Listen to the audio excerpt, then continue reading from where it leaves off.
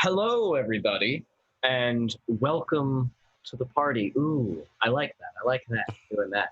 Um, Welcome to another episode of Blades in the Dark. Uh, if you are new and have not known anything about, or if you don't know anything about Welcome to the Party, then let me explain it to you.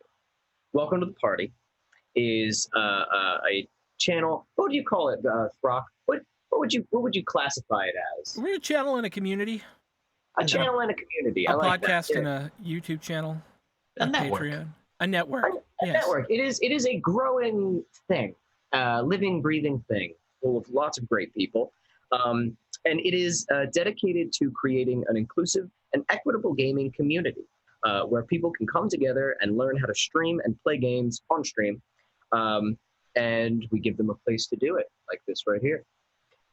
We have sponsors for Welcome to the Party, and you guys should check out these sponsors because they're very, very cool. The first one is Devin Rue, who is a creator of fantasy maps. She does amazing work, and you can find a lot of her, or all of her work at rueinc.com. We'll have links in the chat, and it's very, very cool stuff. The next sponsor is Tabletop Loot. They make dice, dice shirts, mugs, and other stuff. I love dice, and if you are a fan of all the crazy different kinds of dice there are, then you should check out tabletoploot.com. I like that. Table to plute is what it looks like when you put it all together. To plute. And then there is, of course, our official merch sponsor for Welcome to the Party, and that is So Nerdwear. If you shop at So Nerdwear, if you type in welcome, you use the code welcome at checkout, you get 10% off your next purchase. And So Nerdwear has a slogan. Throck, can you spit it at me? Can you spit it at me? Sure, today we're going to do it in a radio voice. Ooh, So, I like it. Nerdwear. All right. Do you like merch? How about gaming merch? Why don't you check out So Nerdwear? It's what the nerds wear. Ooh, good. I like it. I like it. And yeah, so check out these sponsors. They're awesome. Welcome to the Party also has a Patreon. It is the best way to support the channel and our ongoing work. If you become a patron, you'll get interviews with players, mods, and DMs, behind the scenes looks at our games from art to notes, and you'll help us in our goal to be able to underwrite amazing writers. Dude, I do artists and writists all the time. Oh, God, I literally hell, say artists and writists all the time. Amazing writers and artists and creators from across the gaming universe, as we try to create a showcase of their amazing work here on the channel. So check it out on Patreon if you want to be a part of that. And there is, of course, the Discord. I would say you should check it out. Everybody should go and check out the Discord at least. Go join it. It's awesome. It's full of a lot of great people, and that's where the whole community aspect of what Welcome to the Party really is. As Throck said before, it really is a community. There's tons of topics on there, forums or whatever you'd call them on there, all different sorts of topics. It's very cool. It's a very cool place. So yeah, so that's what Welcome to the Party is all about. Now, what we are doing here today is we are playing Blades in the Dark. We are on episode 8 because I just looked down at the thing. I think that's right. And Jackie's laughing at me. We're playing Blades in the Dark. Blades in the Dark is a spooky game where everybody is criminals, but they're in the worst city ever, and it sucks hard ass. So think about, you're in the world, right? But the world died, so fuck that. The sun is gone, absolutely just fizzled and died. The ocean has turned black. There's leviathans and shit out there. You don't want to go out there. So you think, well, maybe I'll just go outside. Wrong. There's ghosts and shit everywhere. So you want to live inside the last vestiges of humanity, live inside these massive cities walled in by lightning walls. And that's where everybody lives, to keep all the cannibal ghosts out and to keep the leviathans out and everything that sucks out. So everyone's living in these cities, super overpopulation. Everything is sort of like Victorian era-esque, but just with like sci-fi technology every once in a while, and spooky stuff. And our players are all criminals trying to claw their way up from the underbelly and make something of themselves, whether that be rich and retire, or criminal mastermind building an empire, or dying in a gutter, whatever you all aspire to do. And let's meet our players here and find out who they are playing. Let us start with, let me go around the room. Let's start with Death by Mage. Hi, everybody. I'm Death by Mage, better known as Jackie on. I'm sorry. I'm Jackie, better known as Death by Mage on the internet. I don't know who I am anymore. Who am I? And I will be playing tonight Victor, your leech tonight. The Leech, yes. And Crystal? Hello, people. My name is Crystal Fear, and I am playing Evney, the Whisper. Whisper, talking ghosts and stuff. And Throck? Hey, what's up? This is Sean. You can also call me Throck. I am playing Grimalkin, who I'm having a real hard time with the hat. I really want to wear it, and with these headphones, I can't. It's super bumming me out. Like I'm trying real hard. Yeah. So the thing is, my headphone jack is actually broken on my speakers, which is a super bummer. Yeah. And so I'm all like, how do I do this? And I'm playing our spider, who's normally pretty well put together, but obviously the player of the spider is not reflective of that in any functional way. So, yeah. Next. The mastermind, spider, and leader of our group. And Bisonic? Hello, I'm Bisonic Kevin, and I will be playing Sparrow, the disaffected lurk. You added disaffected in there? Yeah. Okay. I like it. True. And Kay? Hey, I'm Kate, better known as Undead Kay on the interwebs, and I will be playing Scarlet, our hound with a ghost cat. Hound. The hound with a cat. I like it. So those are our players, our scoundrels for this evening. And I believe, last we left off, you guys had gotten yourself into a bit of a predicament, but not an uncontrollable one, as you're working to remedy it. You have killed one of the crime bosses of the city to make a name for yourselves and begin your journey into the criminal underworld and actually become something. You have successfully done that. Two-Buck Chuck is dead. You have unfortunately angered his right-hand man, John Irons, who you found out is super good at murder. So you want to stay away from his murder hands. In order to stay away from his murder hands and guns, you have gone on a couple of jobs to keep him away from you, and then at the same time find a way to stop this. Be it kill him, work with him, whatever. You've settled on finding someone from his past, and so you set out on a mission to find the ghost of his dead wife, who you found out was captured by a noble named Terrence Wellington III and kept in a large vat of ectoplasm in his home. Not ectoplasmic acid, that would destroy her. That's a whole different thing, just ectoplasm in his home. You concocted a brilliant plan to put everybody to sleep, which you did brilliantly by filling the place with sleep gas. Again, a very, I don't know, it feels like a Scooby-Doo thing that would have happened, like sleep gas, no, and like everyone falls, I don't know. But you put everybody to sleep and snuck in and just robbed him blind, took everything. Grimalkin took everything that wasn't nailed down, and you were able to escape with not only the ghost, a bunch of riches, but the nobleman as well. And during your raid, Sparrow was able to find a man locked down in the basement, and found out that he was actually the brother of one of the other crime bosses, Tang O'Malley. And so you got Tang out of there, as well as the nobleman, the ghost, and a shit ton of stuff that Grimalkin is carrying in his Santa Claus sack on his back, as well as your pockets bursting. You also got a couple of death certificates that were signed by a warden, and you know that they're wrong. At least one of them is falsified because one of them was for Tang O'Malley, and he is perfectly fine and alive. So, do you guys have the notes on the warden's name? I have it if you... Yeah, I did. Tang It was the O'Malley. same as... Tang O'Malley, Jeremy Alhoun, and Tiffany Gladwell, and they were signed by Warden Alhoun. Yes. Yeah, Warden Alhoun signed all of those. Exactly. Did he sign his own death warrant? You don't know his first name. Maybe his name is Jerry, but maybe it's not, because who would trust that? They went to Jared. Jared, there you go. So last we left off, you guys have escaped, and you all loaded into the carriage. You stole his carriage, actually, if I recall correctly, after almost killing his bodyguard after Scarlet almost killed his bodyguard, but left him alive, surprisingly. A turn of character there, and gave him a little bit of jewelry as an I'm sorry, please don't tell the cops on us. And you guys are now. I say we will pick up with you guys escaping on the carriage. If there's anything that you guys wanted to do, say, act. This is you. You are just leaving. So I would Sparrow. You're driving because I know you like to drive the horses. Yes. So Sparrow's up front driving the horses. I'll say Tango O'Malley's probably climbing up there as well because he was. If you all remember, he was covered in his own poop.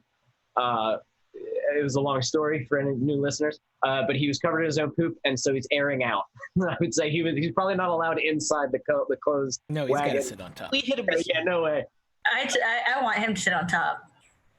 Okay, you washed him off with water, but he's got like an extra bucket of water, and he's taking off the gas mask and washing his face over the side, just letting it all splash out. So don't put your faces out the window. So is there anything anybody wants to do or say? Who's the poop-covered person on the roof?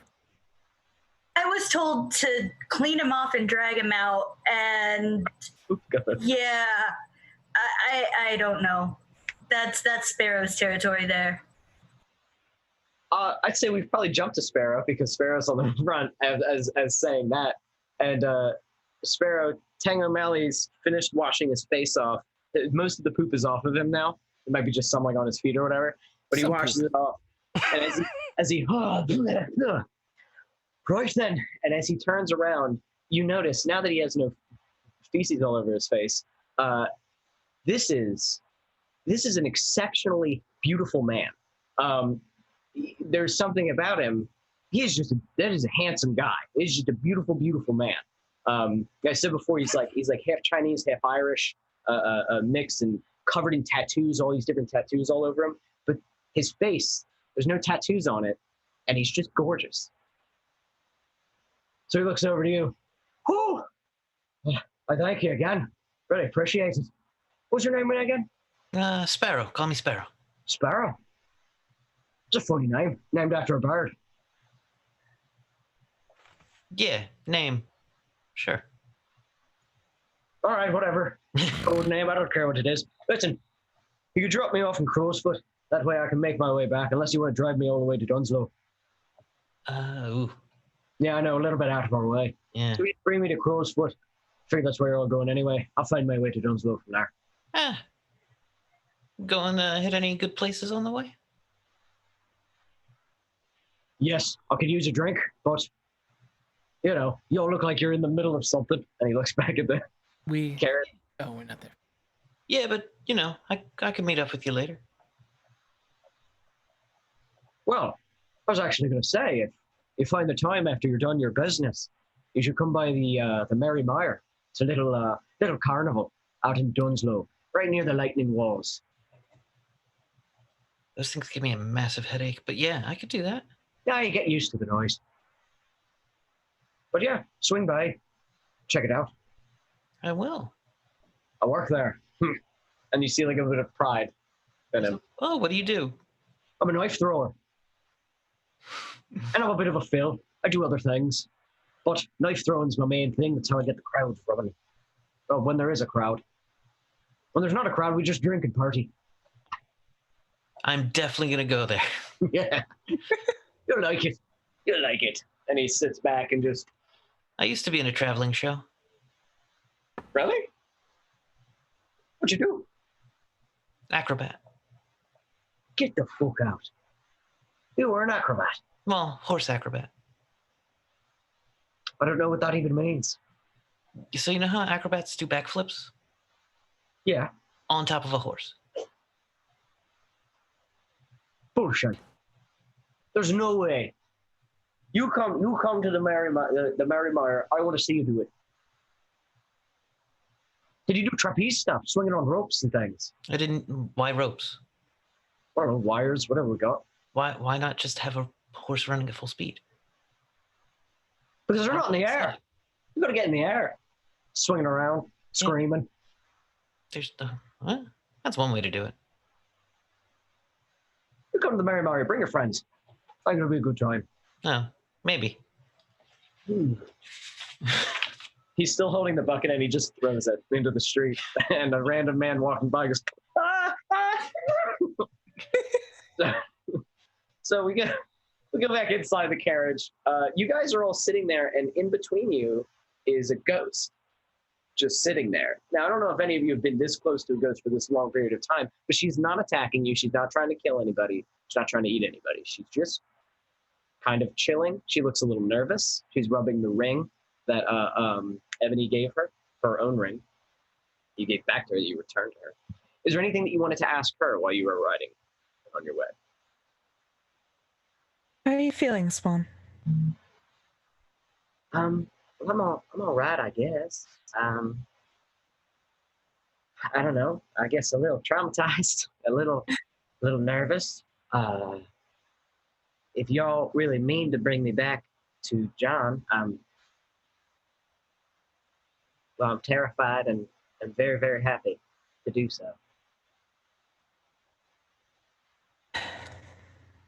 You understand that as a ghost, he's not going to see you the same way.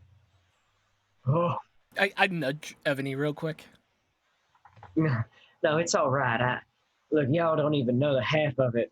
When John sees a ghost, he kills a ghost. That's how he works. That's just, I don't even know if he does it on purpose anymore. It's just bred in him. You throw ghosts, the first thing he goes for.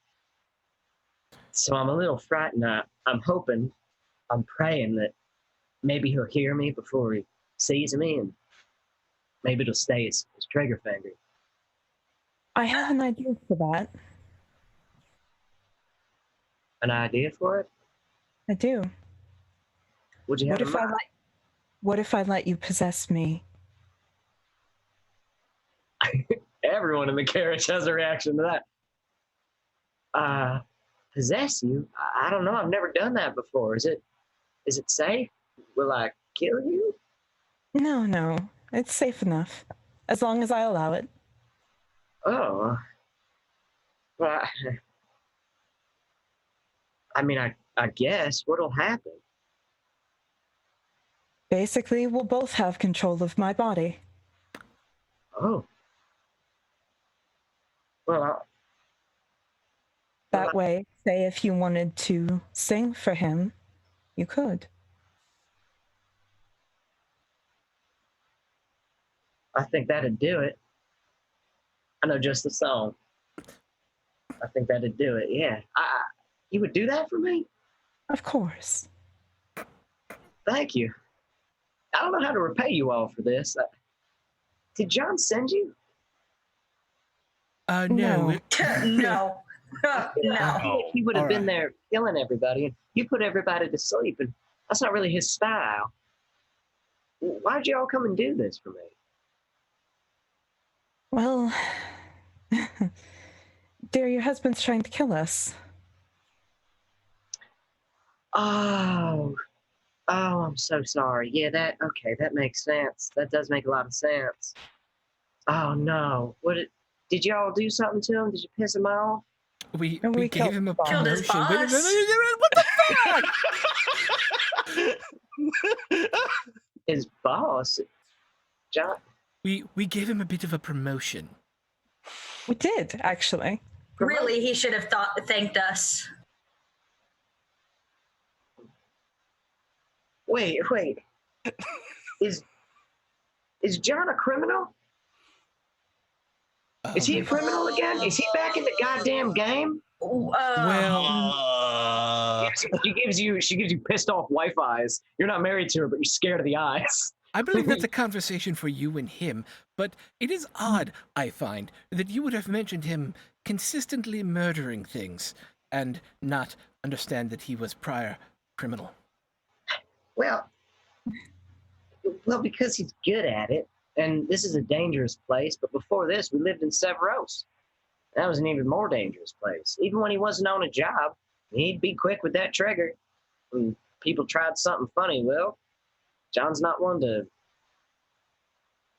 knock you out. He's one to put you down. And There have been a few times in this city he put a few men down, even when he wasn't working. Who was he working for? Ebony, you can feel the cards are like kind of hot, moving a little bit. He was working for a man named Two-Buck Chuck.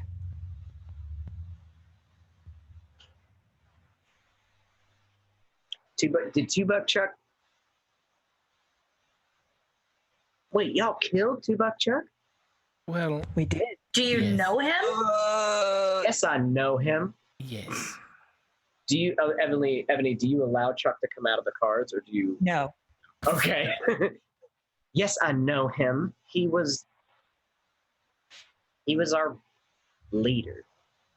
He was our, I guess what? The word for it in this city is spider. He was our thinker. We were a gang. Chuck was our leader. But when we came to this city, we told him that we were all retired. That was the deal. We come to the city and we're all done. But his dumbass started up a gang, power hungry with those fucking cards. And one thing led to another. I mean, shit, he did it, but me and John tried to just stay out of it. I had a nice job singing. John had a nice job working factories. Chuck. Perhaps you could have another conversation with him about finding a new line of business. Who, John? Yeah. Yeah. I guess. It's been so long, I don't know. After the initial reacquaintance. She looks at you, Grimalkin. At first just kind of thinking, and then looks back at you. You know, you're a lot cleaner and a lot less greasy and much better dressed. But you got Chuck's eyes. I don't mean the color or the stuff in the middle. I mean, you got that same look, like hunger. It's a city that requires you to be hungry, but I'm also not an out-and-out murderer like he was. He was also, yeah, he would do that. He would kill people pretty quick. Well, shit. I'm terrified, I'm angry, but more so I miss him. So I think, yes, I will take you up on your offer. Is there some sort of safe word in case things get out of hand? I've never done this before, but I mean, sure. Pineapple? You want pineapple to be the safe word? What's the pineapple? What's a safe word?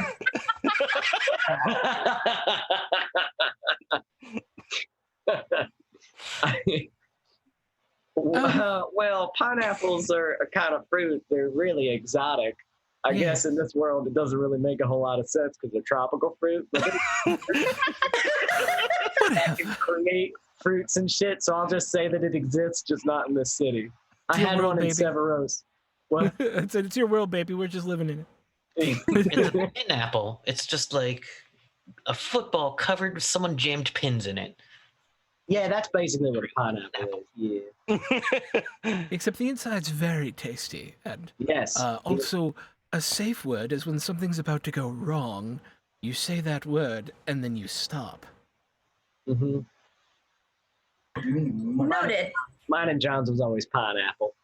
I like it. It's nice. Yeah, it was, because when else are you going to just say that in the middle? You know what I mean? It's just like, notice it when it's said. Oh God, my prostate's the size of a pineapple. Exactly. Exactly. He gets it. He gets it. Oh, my goodness. And she's not hot, but she was just as a reaction. Well, then, maybe we should wait until we're close. Where are we going to meet him? That's a fantastic question. Because he's trying to kill y'all, right? Well, Yeah. yes, but I imagine I should be able to defuse the situation quickly enough for us to be able to at least provide an introduction. I would definitely put a buffer between you and John. Yeah, just to Yes. just so he's not surprised. Because he'd be surprised when people die. That's another thing. You know, like when you grab someone's shoulder and they go, ooh, but instead of ooh, he just shoots him in the chest. That's real scary. You know, if he wasn't actively trying to kill me, we might actually get along. Right? Yeah, you kind of got John's sort of eyes. Same line of work, I guess. Actually, could I have one of my contacts is Bill Droot. Would it be possible to just have him put together a meet for us? He just needs to go and act as an intermediary, and that way he knows we're coming and we have something very important. You could do that. I think Sparrow had an idea, if I recall, from last session or 2 sessions ago, where you had sort of an idea. I would say maybe yes, I will absolutely allow you to do that. But I would say figure out how do you guys think that this would work? Where would you like to meet him? What would you like to do? You know, you can set this up completely. He's going to go wherever you lead him because he's like, oh, I want to kill them. So he'll just go there. And he's wherever not scared. he feels safest, I would say. We want to make sure that this in no way feels like an ambush or an attack. So we would allow him to choose the place. You could do that too. Or you think out okay. of Brightstone at this point? So yes, yeah, you definitely. You're entering Crowsfoot. All right, let's do it in public then. No, I will take us to like a neutral, like a safe house place, so that Yes. we can. A meeting safe No, place. I'm just saying so that I can get off the roof. Oh yeah, sure. I'm gonna park. You want to let Teng go about his way, and Yeah. all right. So he hops off. You hop off. You guys all kind of get out. You're in Crowsfoot, so you're safe. You know, it's. Sparrow watches as Ting walks away. Yeah, he's remember butt ass naked. He's No, he has pants now. Oh, he Yeah, does. we gave him pants. Pants. Gave him pants. You did give him pants. Oh, I took the pants off the guy that I stabbed in the throat with a fork. Yes, the sergeant, the fucking army guy. So Tango's walking away. As he walks away, he turns around, looks at you one more time, Sparrow, and goes about his way, kind of tugging at the pants because they're uncomfortable. And just walks off into the night of Crowsfoot, seeming barefoot and just seeming to know where he's going. Gotcha. So as you all get out, you see Sparrow checking out Teng as he makes his way down. None of you saw that he was beautiful. All that you saw was that he was a tattooed, poop-covered man. But yeah. Right. So- Why don't we just meet somewhere in public? Night market. How about we meet at the night market? We could Because we have a hostage, dear. That's not going to work. What hostage do we have now? I'm sorry. Did we bring an extra person with us that I'm not aware of? I forget. Nobleman in the bag. Oh, well, that's fine. We can leave him in the car. I forgot about. I legitimately forgot about him. Thank you. We just leave.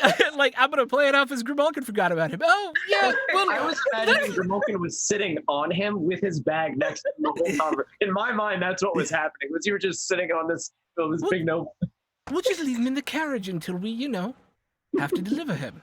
Oh, speaking of which, and I take out another sleep vial and just smash it into where his mouth is in the sack. Yeah. apply. So as you go, oh, speaking of which, you open, you hear him, and he's still gagged. You gagged him. And you just and just open it. And he's out like a light. Right, good reminder. But as long as he's asleep, I'm sure we can stow him wherever. And in a bag. And hog-tied. And gagged. We can leave him in the carriage, it's fine. It's a public place where we can make a transfer of goods. One sack of potatoes for another. I don't know if I'd want to see John in a public place. I kind of want to run up and kiss him and slap him and sing to him all at the same time. I feel like, I don't know, could we do it somewhere quiet? I have an idea. Yeah. Why don't we meet him at the winery? No, That doesn't sound. Yeah. no, please, no. No, you're right. All right. Well, how about I there got must it be there. a church that we can could- go to that's quiet? Something? We can ask. We can ask Auntie to come. Oh, there is that. Swan That at that. Auntie? You know Auntie? You and me are birds of a feather. Are you wearing your mask? No, Because you had gas masks. but I had shown it to her previously. Oh, yeah. Severosi. I feel like that means something, but I can't remember. No. What was your name? I'm Sparrow. Swan. I think that might be a good idea. John knows Auntie. Not because he wanted to know, or he knows her because I wanted to know.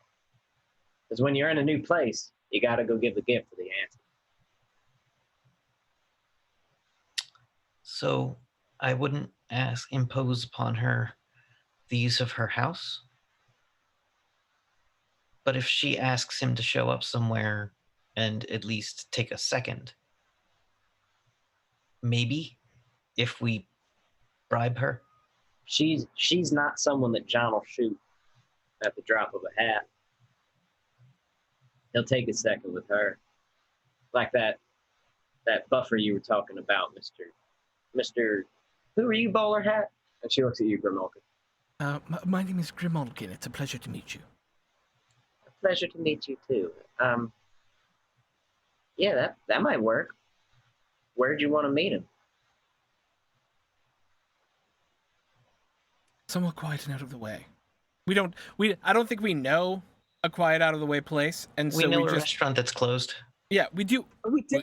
We do have a closed Yes, restaurant in we do. Bloodstone We do. that we have the We do deed have a to. restaurant. And that's all. That is absolutely. But here's so not to overcomplicate this and further the analysis paralysis, but if John Irons knows that's a place that we know, does that create future liabilities for us?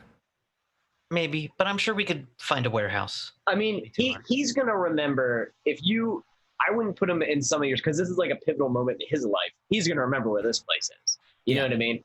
But I would say, I mean, you have Coal Ridge, Char Hollow, Crow's Foot, the docks. Yeah, just like a warehouse, man. Like what? Just I think warehouse, wherever that's Yeah, quiet. Warehouse is fine. That works. I know some people. Maybe I can ask them to loan us a warehouse. I don't want him to think it's an ambush, so ask them to also leave. Yeah. Yes. Oh, definitely. Also, because I don't want to be responsible for the caskets later. There's always that. They don't make caskets here. They just burn you in a bunch of acid when you die. Yeah. But I do appreciate the figure of speech. They do use caskets. Yeah. Anywho, well, I'm ready to go. Great. I'll make my way to Auntie and ask her to drop a line if we're going to do this. Okay, cool. The warehouse should not be in Bill Hook's territory or Ironbiter's territory. Yeah, I'd say it's on the docks somewhere. That's where a bunch of warehouses are. That's where that's the warehouse market. So we can just throw it there. It can be just one of the ones that just workers use. After your many treks back and forth from the docks, Victor, I would assume that you probably have known a few people now. Yeah, I would have at least known somebody to just be like, can you do me a favor? Yeah. I'll. No problem. Okay, cool. So then you guys just want to jump right there? Yes. Okay, excellent. Do you take the loot anywhere? Or are you bringing everything you got? We can drop the loot off at home on the way. Yeah. Okay. Should not bring everything we've got. That's You take the loot separate from the carriage so the carriage isn't seen by us. And we don't have to take the man in and out of the carriage then. Right. Okay. So, loot's dropped off. It's out of the carriage. The carriage is only filled with Terrence Wellington III. And Terrence Wellington III. yes. And you make your way to this warehouse. So, big abandoned warehouse in the middle of the docks. The docks are kind of always semi-busy, but this area is a little bit less so. Do you guys wait in there? Do you wait outside? and like, I think we watch wait from... inside while Auntie waits outside to meet him before. Okay. Yeah. I put on my mask and make sure everything's well lit. Okay. Victor's just gonna make sure he has some smoke grenades ready to go in the off chance anything goes terribly wrong. Very smart. Very smart. Yep. Actually, can I like adjust Victor's jacket so like one of the smoke grenades is over his heart? Oh, okay. Yes. Yeah. Very clever. Okay. Okay. Okay. Okay. Probably doesn't notice what you just did, but I understand it. All right. So you guys wait, and Swan is very nervously looking over at you, Ebony. Just, do we do it now? Yes. Okay. All right. Do you hold your breath? Just come and sit in me. Weird. And so she makes her way towards you, and the feeling, though ice cold, is not terrible. It's not the same thing that Sparrow that you experienced when a very hostile spirit inhabited you, possessed you. This is not so much a possession. It is you are allowing her to coexist inside of this body, which is probably super uncomfortable. It's definitely not a fun experience. You feel the chill of death, and it's like, it's very scary and terrifying. You also, there's almost like a fuse of emotions a little bit. You're feeling a little bit of what she's feeling. She's feeling a little bit of what you're feeling, and you can hear each other. You can hear her voice in your head, and she says, "Are you okay? Are you all right?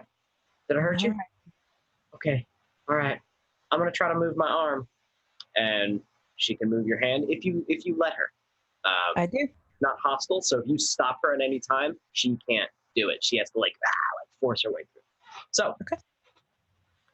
You guys watch that happen. She just got possessed on purpose, just like Sparrow did. So, as soon as she says, "I'll let you, just sit in me," sort of a thing, Scarlett's gonna leave, head straight up to the roof, and she's just gonna dip. She just wants to make sure that he's not gonna try to bring a bunch of people. Okay. You got your rifle with you just in case? Of course. Excellent. All right. Okay. The heart rifle.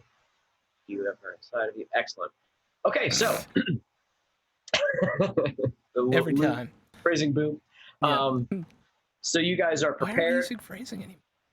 Outside, you guys don't see this. So actually, Scarlett, you probably like peek a little bit over, and you see a horse stop with John Irons on it, and he gets off. Message from Auntie was to come alone, and he did. He is by himself. Definitely still has his guns on him, and you can see he has a bandolier of bullets just in case. So he comes walking up full cowboy, hat and all. His mustache is gone. It seems from the fire it was too singed, and he had to shave it off. So now it's just sort of like a prickly scruff. Yes? Does he still have his eyebrows? They're growing in. Hard to see because he's got the brim of the hat. But he picks it up. It's like, what happened there? He doesn't. His face isn't burnt or anything, and he is walking tall and proud despite being all the things that you did to him. He is continuing on his way. He probably still hurting a little bit, but here he is. And he walks up to Auntie, walks right up to her, just like boom. He is like a full, I don't know, foot and a half taller than she is. And she just, hello. He goes, where are they? She goes, now, John, did you promise to behave? Where are they? And she goes, they're inside with someone that I think you'd like to meet.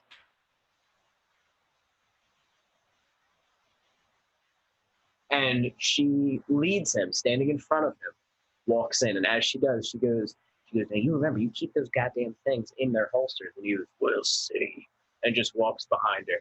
So Scarlett, she is entering, or they are both entering the warehouse. As they go in, she's going to move down back to meet the group So I'll say that there is, in a lot of warehouses, there's sometimes like an upper sort of deck, or you could be even in rafters if you want. If you wanted to keep that advantage, I'll definitely let you be up there. You know what I mean? Like if you wanted to be in a rafter, just laying down, prone, like ready to fucking roll. Oh yeah, for sure. She's not going to be one to be like, "Hey, let's have the feels and talk things out." No, that's not. No. No, you know this is a killer. I'm a killer. Killers kill, and he might kill us. So yeah, I like that. Makes sense. And after everything that you saw at the winery, this makes the most sense. And felt. And felt, yes, yes. So you lay down uncomfortably in the rafters, ready to roll. He does not see you.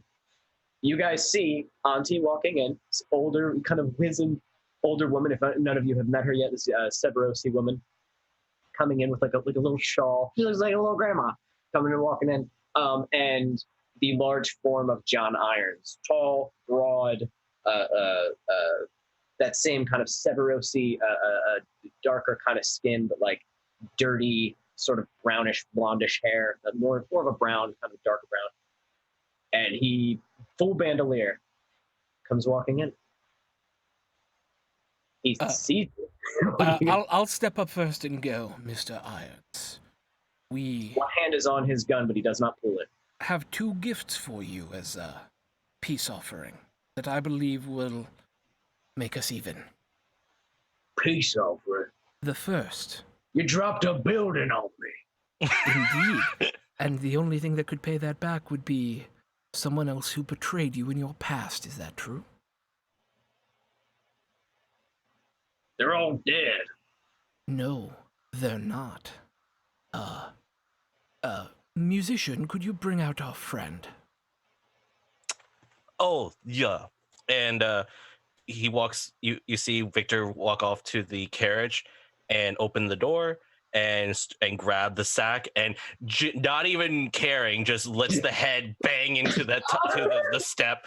There is, yeah. I'm sorry, go on. Yeah, and you hear the yelp and and then you just see Victor just casually drag across the floor, and then just opens enough. It's like, oh yeah, he's mostly awake. Good. In that sack, and is Lord Wellington III, who shows his head. we have come to discover very likely killed your wife, and most certainly kept her ghost hostage in a cage. We deliver him to you as a peace offering. You see his cold, dead eyes grind from you down to this man in a sack with intensity that makes you uncomfortable. Remember the horror factor that you have in Rifts? Yeah, he's doing that. Yeah. He's got that going on, and he's just glaring. But, Mr. Irons, before you exact the vengeance that is most certainly yours, we have a second present for you as well. I don't want money. This is not money. Ebony. Not money, darling.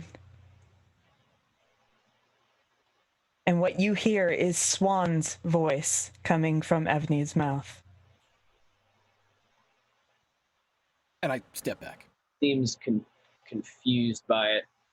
Oh, and Victor just asks Grimulkin for more sleep juice. Here you go. In the background during this, you just, as you still watch, and he just, Yeah. just like gingerly sprinkle over his face.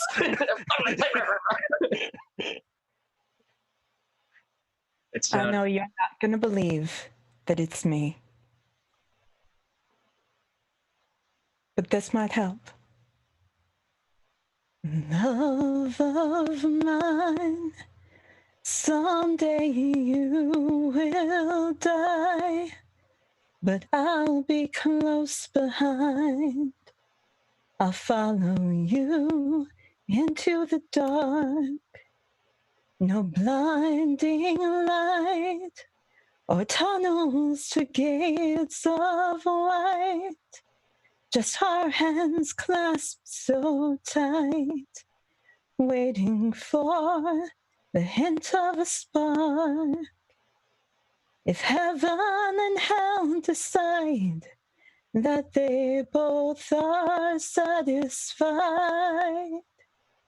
Illuminate the nose on their vacancy signs. If there's no one beside you when your soul embarks, then I'll follow you into the dark.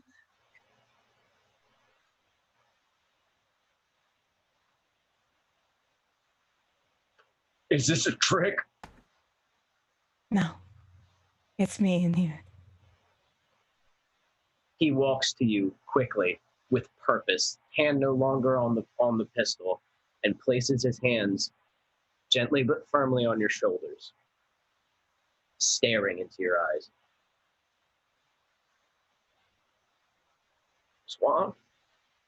Yes. He hugs you. I will hug him back. Strong enough that it cracks your back a little bit, just like, oh, you're just iron grip in this man's arms. And you feel the love that she is feeling, Ebony also feels. She's experiencing it. It is incredible. It is potent. It is intoxicating. And it is a little frightening how much these two depend on one another, love one another. And the sadness and the joy, it is a lot. I feel like maybe Ebony has not experienced these kinds of emotions a whole lot. So this is sort of an overwhelming experience in a way for her, most likely. Did you have something to say, Glenn?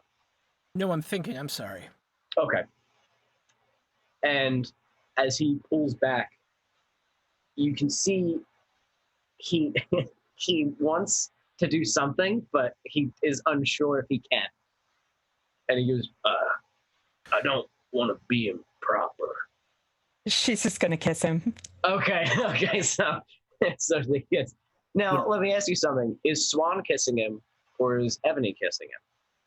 Or should we that? Okay, but okay. So, bam.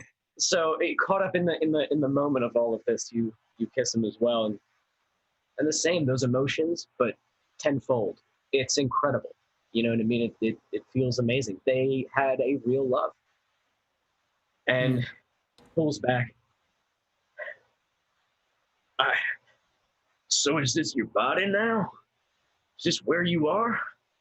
I'm just borrowing it. There is a way, Mr. Irons, to give her a new body. Is there?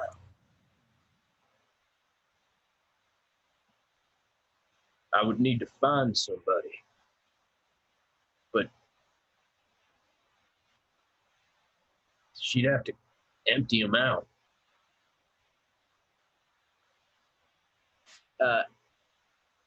At this point, you guys are putting it in a tough spot, what she would do. At this point, John Irons looks to you and says, I'd like to see you. How you are. And he, readies himself. Do you allow the parting for her to leave? She steps out of you, ghost form, and looks at him. You can see he is so upset, doesn't want to do anything, doesn't want to show it. He's trying to stay positive, but is very, very visibly angry that she is a ghost. And she goes, we promised each other that when we die, we'd make sure that it was for good.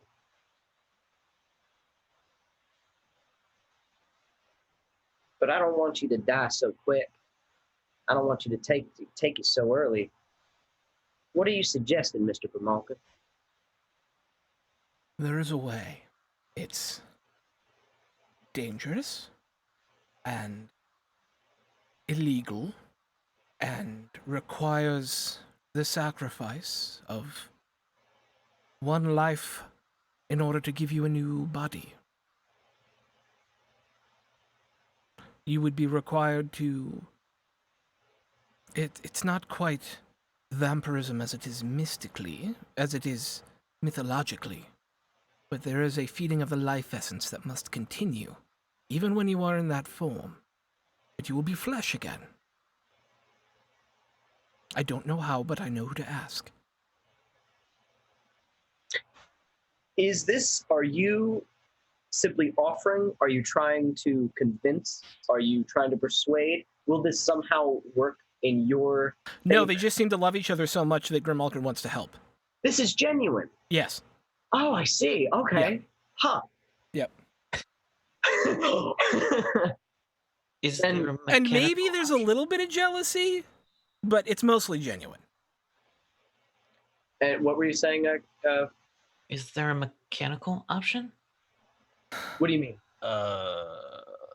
I've heard rumors, but nothing specific. I ain't gonna put my wife in a tin can.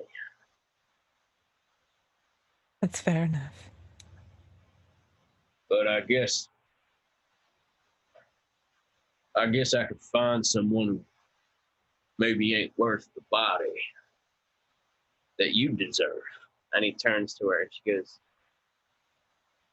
I can't do that. I can't take somebody else's life. I can't do that. That's not fair. Thank you, Mr. Grimalkin. I do appreciate it.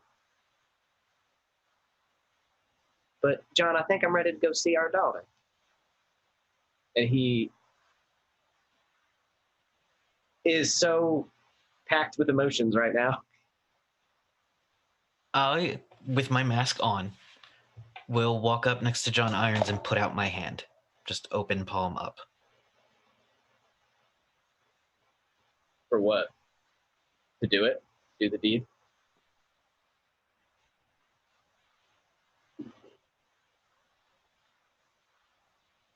He looks at you, looks at the hand, and looks at your face.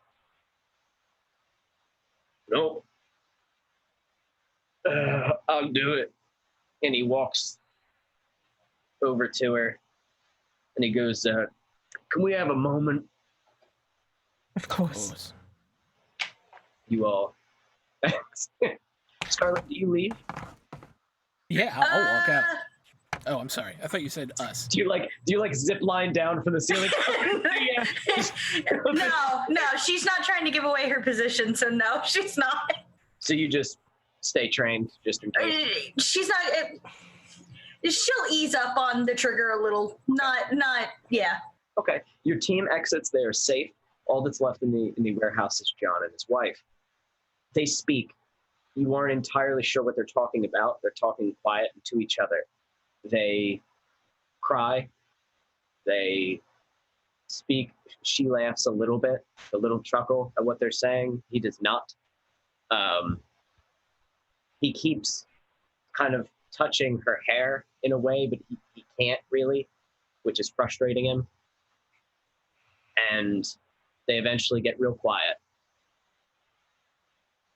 And she becomes tangible, concentrates very hard long enough to become sort of physical like they do when they rip into your skin and stuff goes. But instead, she kisses John one more time. And as you watch they kiss, you see them back up just a bit. Their foreheads are still touching. They're still looking at each other with such love and intensity. And she nods. And the very second she is done nodding, her head shatters into glass as one of his Severosi 6 guns goes off, and you see the rest of her shatter into pieces and basically just dissipate into smoke on the ground. And he just kind of stands there, shoulders hunched, looking at the spot where his wife used to be. I'll go in. Okay. You all standing outside hear the boom. I give it like 30 seconds. I say, I'll go in.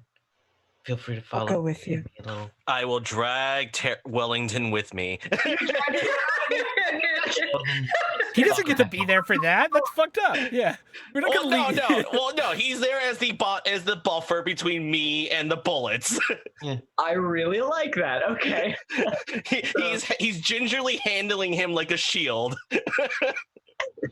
So you you walk back in, you see John Irons defeated in a way. He has no hostility in him right now. He is just a big bag of sorrow staring at this smoke on the ground. Well, I feel like I've won. Does the ring hit the ground? It does. That's probably what he's staring at. But he's not moving. He just... Ebony will walk over and pick it up and hand it to him. One hand with the smoking gun, and the other hand, he accepts the ring.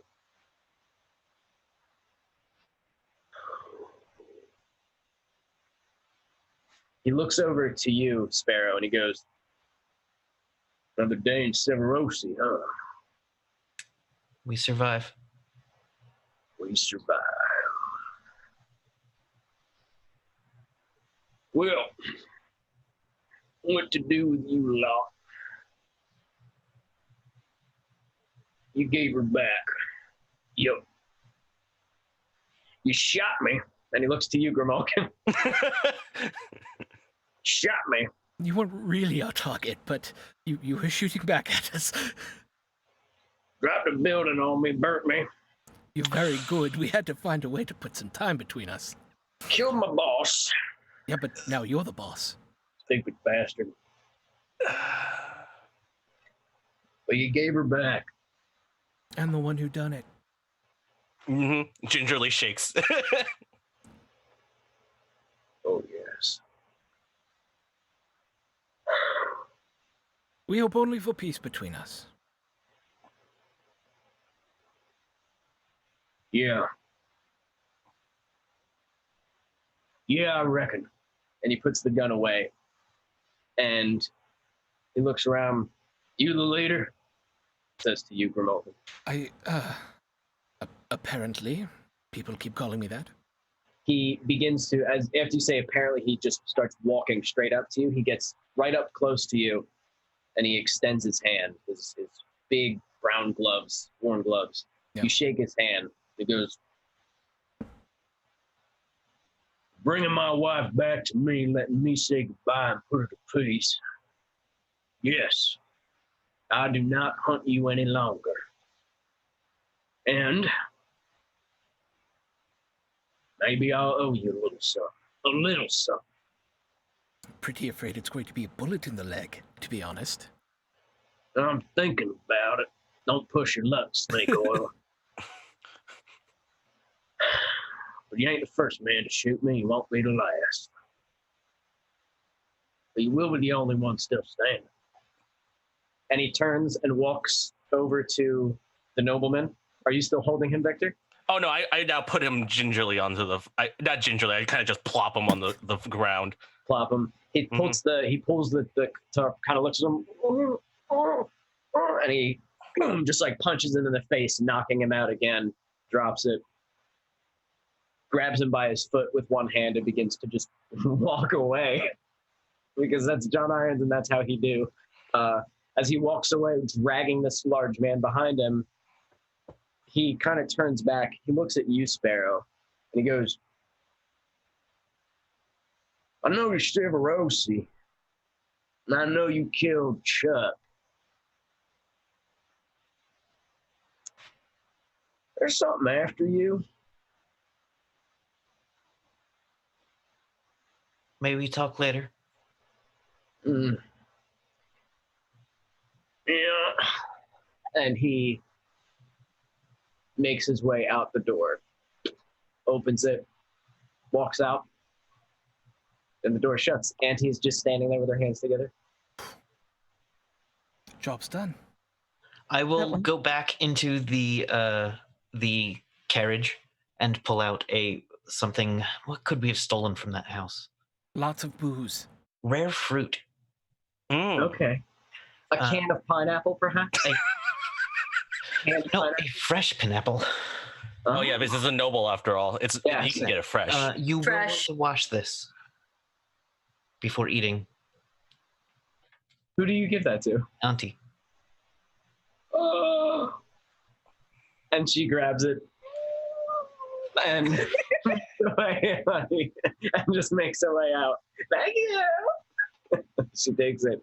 So you are all free of the weight of John Irons coming to kill you. The murder cowboy is no longer on his way, and you perhaps have a little push with him now. You need something. What do we do now, gang? Well, first I'm going to go ahead and rappel from the ceiling. Okay, now you. Wait until he's gone and just drop. Hey guys, what's up? Thank you, Scarlet. Hello, Scarlet. So Alright. it's Enjoy done. the Well- show? Oh, Did you enjoy the show? Yeah, y'all missed the most interesting part, but that's fine. Pretty much know how it went. Fair enough. So, I say we go drink. I agree. Pulls out a flask. Yeah, second that. Ebony will take it. Also, Scarlet, are you still bleeding? That's a good question. And she's just going to kind of awkwardly just lift her shirt right in front of everybody and like check. how much harm do you still have? She's got one, so it would probably be more scabbed over and It is the bandage Just- because you laid on it. There's a little bit of blood on the bandage. yeah. It's like not profusely, so it's not like leaking. You're not leaking. It's only a flesh wound now. I will change you. I will change the bandages. Thank you. Oh, that's right. That happened after the winery, not the house. Yeah. Oh, thank God. Okay. Yeah. I was worried you were going to drip blood out and give away your position. Oh no, I wouldn't. Oh, that would have been bad. Yeah, I didn't even think about that. But if a drop of blood, bang, somebody's above me. Yeah. I've done some risky things, but not dumb things. Been a tense night. Mm. Yes. For Malkin, do you know someone who wants this carriage? I'm sure we can sell it, at the very least. I could take it down to the night market. It won't be a big deal. I was planning on going down there anyways to sell the rest of this stuff. I'm going to sleep. Okay. So Grimalkin, you get there. I think I sent you how much. Yeah. Do we get anything extra for the carriage? Oh fuck! All right, you're selling the carriage. Okay. You mean the evidence? Yeah. So carriages. I have. There are certain places in the city where you can like go. That's like the chop shops for the carriages. Carriage chop shops, yeah. Fresh coat of paint. Yes. Tags on the horse. So you go to one owned by the Jackknives, Sure. and you can sell the carriage to them. It's not as much as you would get if this was your chop shop. You know what I mean? You get a little bit more, but for them, I'm gonna say for the carriage, you probably get shit. 'Cause it was a nice one, right? It's a Brightstone one, isn't it? Yes. Nobleman's carriage. So I would say it's probably worth 3 coin. Actually, what you're getting is 2 coin. But look, you see, this has been one of the best constructed carriages. I'd like to make a sway check and tell them about why this is even worth more than 3 coin. It's probably worth 5 or 6. Look at the construction on it. All I'm asking is a simple 3 for something worth well more than that. So you're speaking to a jackknife man's wearing they wear simple clothes. Yes. Definitely worksman's clothes. The little like the kind of cap that Kevin's wearing right now. I'm a greedy son of a bitch, people. Let's just be real about that. Yeah, and they always have a knife or 2 on them. That's why they're called the jackknives. Sure. He's sitting there with his hand in his pocket, definitely where the knife is, Yep. and listening to you. What did you roll? I have not rolled yet because, Okay, first so- of all, I would love to hear if there's a devil's bargain. Second, Yes. I don't know what else is second. I would love to hear if there's a devil's bargain. The devil's bargain that I would say is you do this with him. Yes. You're not hunted by irons anymore. So No. do anymore. So I would say the leader of the Jackknives, if you do this, the leader of the Jackknives is gonna, I would say, look for you because of the whole his brother thing. So now he's coming to you. That's not necessarily a bad thing, sort of a 50-50 thing. I don't know. What do you guys think? You guys got anything? That's needs more teeth. Okay, how about this? It's a jackknife, so the jackknives are this way. He would consider, yes, you get an extra roll for it, so you might get the extra coin. But he wants you to fight him for it. He's not the biggest, scariest guy, and he wants you to fist fight him for it. You have to get into a fight because they're jackknives and they're all nuts. All right, let's do it. I'm sure. I've been practicing anyways. This sounds wonderful. You sure? Yes. All right then. Right. And so you guys in the carriage house, which is sort of like a big garage for carriages, and in one of the open spaces, there's a bunch of jackknives cheering while you square off with this man, both of you without your shirts. Are you like a gentleman fighting? Okay. Well, no, I'm going to start that way to throw him off, and then I'm just going to do like the ultra violence thing again. Okay, let's do it. Yeah, that's. So I guess you want to roll skirmish to see if you win the fight or lose the fight. I would love to. You're gonna or roll the sway first to see if you get the extra coin. Okay. All right. All right. 1 second. Go away. Cancel. Go away. What's going on? Stop it. Thank you. Cancel. Well, this is one of them. What is my? Risky. Okay. Standard. Oh. Let's see this. Okay. Sway. Risky. Okay. Standard. Risky. Standard. Yep. 1 bonus die. And I don't get any bonus die on sway for any submit. I got a 4. I didn't fail. Okay. I'll tell you what. I'll give you this. Yeah. So now roll the fight. Okay. Yeah. Risky standard. Yeah, because you're fighting. I got a 6. All right. Excellent. So how do you do this? You beat him. How do you beat him? Yep. So I know he fights with a knife, right? And so that's all about. No. He doesn't. Okay. Yeah, jackknives, they can use knives, but it's not a death match. He just wants to beat you up. Yeah. No, so this is all about using. What's he look like? So he's sort of a wiry sort of guy. He's probably about how tall Grimalkin? Like 6 feet? Probably 5'10", 6 foot, something like that. All right. So he's about your height, maybe a little bit taller. Right. Real thin. Definitely has like a longer reach than you. Yeah. But not.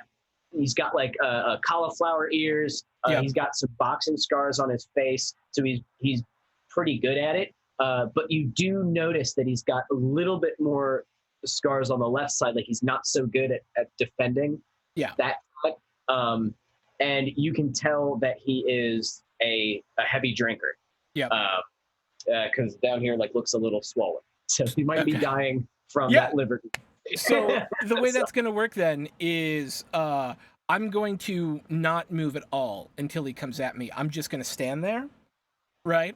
And I'm going to make him think that I have no idea what I'm doing because I'm using Queensbury rules. And the minute he's like coming at me, if he's got reach, he's going to come at me from a step further away probably than he thinks I can block from. I'm immediately going to step in on it. I'm going to knee him up into the kidney. And as he comes down, I'm just going to like haymaker into the left side of his face. Okay. Yeah. Boom! With that, you slam the left side of his face as he like it's just a gnarly hit.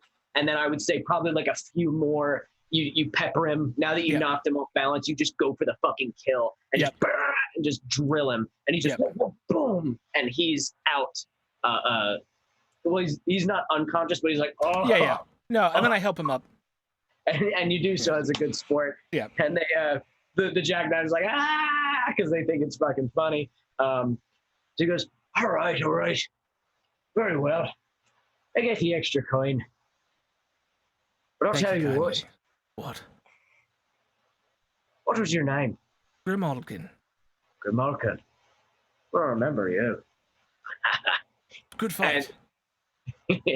So they give you the extra coin. So you got 3 coins to carry. Okay. Awesome. Okay. So, you guys, that's essentially your payout, is what you got from the thing, and finishing with John Irons. I would say, do you guys let the underworld? Do you allow the underworld to know that you did this? Like, you did this stealthy and clean. There's not a whole lot of right? Okay, cool. So then you'll get the rep for it. This was a tier 2 job, so you get the extra rep for that. It gets 1 extra rep, and then you get 1 rep, right? Or 2 rep because you finished the job. Yep. Mhm. So we're close to our next rep. So at the end, you get 3 rep. Okay. For it. And we got 7 coin. Wow. So I think That's a 1 lot of for coin. each of us and 2 into the vaults. That sounds good. Okay. The carriage, you guys tripped me up with that carriage. I didn't math that into the equation. That was smart though. Feel that shit. Hey, I'm a greedy son of a bitch. And 2, what did I say? 1 for each of us is 5, and then 2 into the vault. There we go. Done. And then you guys should be on your way. Oh, does that count the +2 from our fence? I forget. Oh yeah. Mm-hmm. Hang on, please hold. I have a Mhm. note on this. Let me check. I mean, this is a pretty. This is what yeah, no, that does. Yep. That counted that. Do it up. Okay.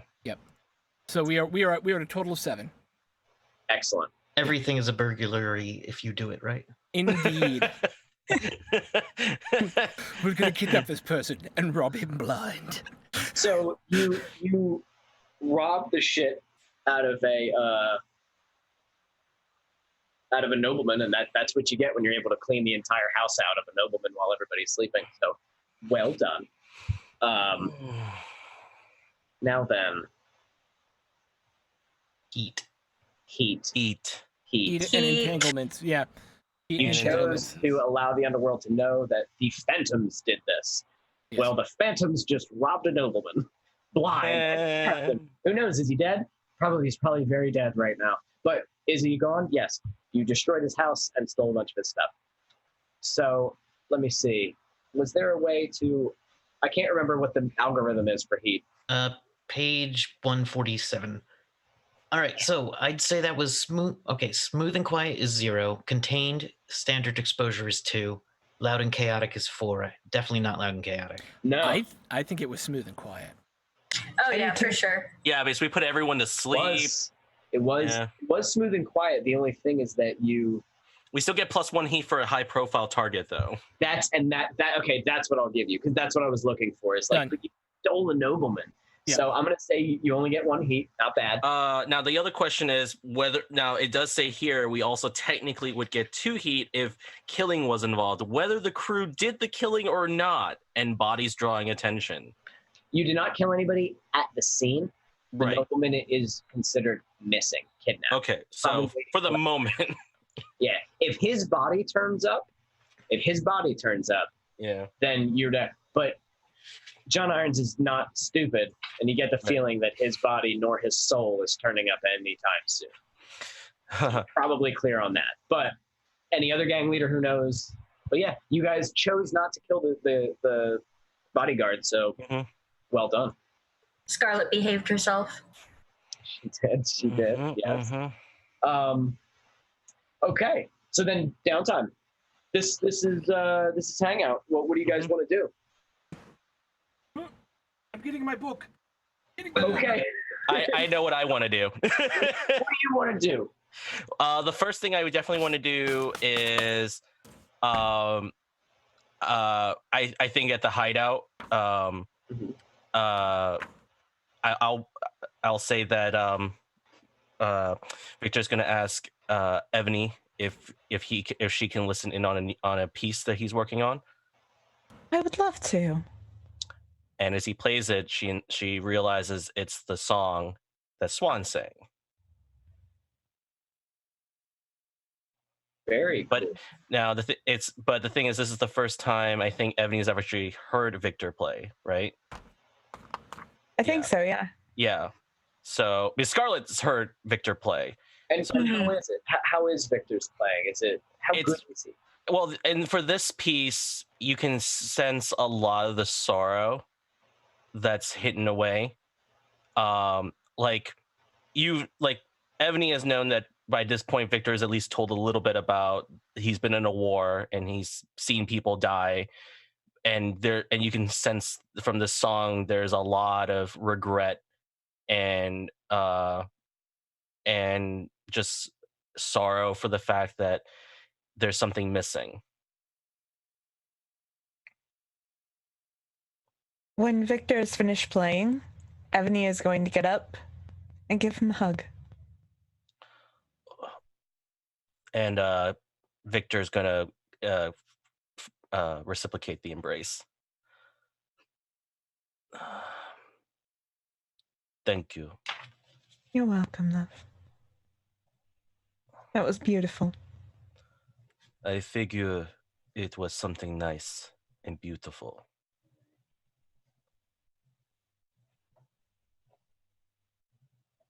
I don't talk much about myself, but seeing the ghost of Swan reminded me of my sister, Eliza. I don't know if she ever became a ghost, but I have not seen her in many years. Perhaps you'll see her again one day. I hope so. But I think you will. yes, thank you. I just figured I'd do something nice for you since you did something very nice for someone else. Thank you. And she's going to hug him again. And then she's going to sort of hold her stomach and go, oh, right. I should go see Auntie again. Best do that. I'll see you later, love. I'll see you soon. And Victor's gonna indulge his vice for this, so that's gonna be yay. 2! I mean, it's better than nothing, I guess. Better than 1! Yeah, it's true. Spend a coin for another downtime activity.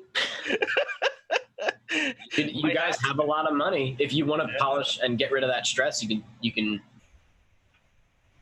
pay a coin and decrease your stress again if you want to do that. It doesn't have to be a scene, but you can roll again for 1 coin. Yeah, I'm good for right now, but Okay. I definitely want to do the other scene of infiltrating the thing we talked about, or starting the clock for that. So I'll let everyone else do that. Do their stuff first. Okay. Crystal, you're gonna heal. Yes. So we can say, let's say you hit. What harm are you at right now? 1. Oh, okay. You're good. Okay. Unless there was something you wanted to say to Auntie, or if there was a scene you wanted to have with her. Okay. Yeah. So you're healed. You're good to go. You didn't even need the bug bath this time. This time she was just whacking you with a burning stick or something, like a little burning sage or whatever. Okay.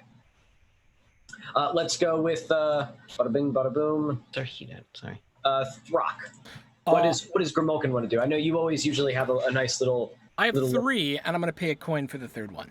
You have money. Let's do it. Yep. All This right. is this nice having all that money now. You guys Right. can do stuff. We can do stuff. It's crazy. The first 2 things I would like to do is I would like to begin 2 long-term projects. Long-term project number 1 is recruit an elite group of skulks who are informants and spies within the nobility.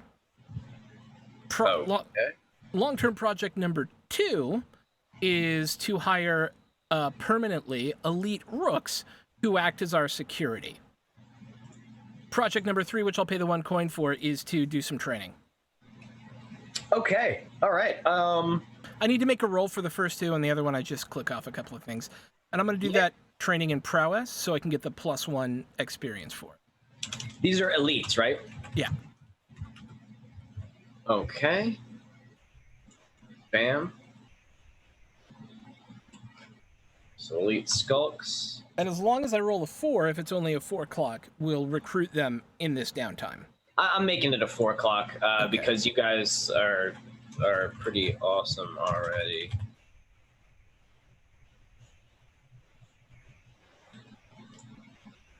Okay, but just in case. Yeah. Kevin, do you remember the roll I need to make off the top of your head? For recruit? Hang on. It's however you want to do the project, I believe. Yeah, it's Oh, however is you it? want to do the project. So yeah, you choose the. Oh well, it's going to be consort. Yeah. It'll be consort. I'll just make. Yeah, two and then consort whatever the rolls. result is, it fills in the clock. Okay, so this will be for the skulks, who are my noble spies and informants. Are you going for housekeepers, nannies? No, I'm going for people in the nobility who also are okay. interested in being criminals. Oh, they are. So you are going for the skulks will be nobility. Yes. Like the cousin who won't inherit anything? I see. Yes. Yeah. I see. Like they'll never get a title. They'll never get pretty much anything. Yes. Essentially, my own group of flunkies and hangers-on, who I hope to, in turn, over the long term, turn into my my circle beyond the circle. Yeah. Okay, no problem. So, did you roll that beautiful bean footage? 4, I make it. 4. Nice. Mhm.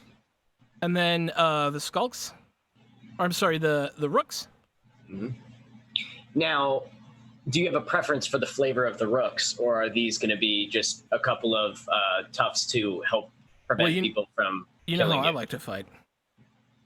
Oh yeah, They're So you going to be want good like fighters. that. I You want want some crappy, vicious brutal people. motherfucker, like people who aren't going to hesitate. Yeah.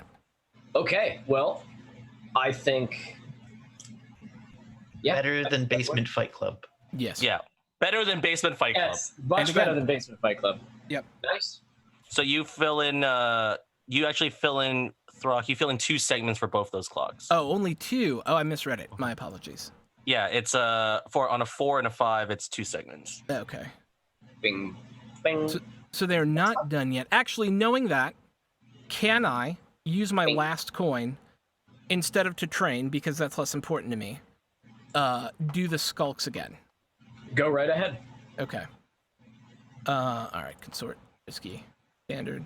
Now, Yeah, the way there- that I would imagine that you can use these is you can essentially use these to like get stuff for you. All right, that fills your clock, correct? Right? Oh yeah, Yeah. that does. Okay. 6 is 5 segments if it ever needed it. Bam. So now you. So boom, that clock is filled. You're good to go. You now have a team of what do you think? 4 or 5? There's probably like 4 of them, right? Yeah, and they're elite, so they're technically 1 tier higher than us. They're very, very good. Yes, Yeah. they're very, very good at. Now, nobility, this kind of works. Spies and shit like that, it kind of goes hand in hand with nobility. Like that, these people are already pretty fucking good at this. You are just bringing them to your fold. You are Yeah. convincing them to come and work for you. Was there any scene you had in mind for this, or do you have an identity for these people? You want to work on that later? I think I want to work on that over time. Okay. It just came to me as we were talking. Yeah. Yeah, let's give them names and personalities and shit. That's fine. Yeah. Yep.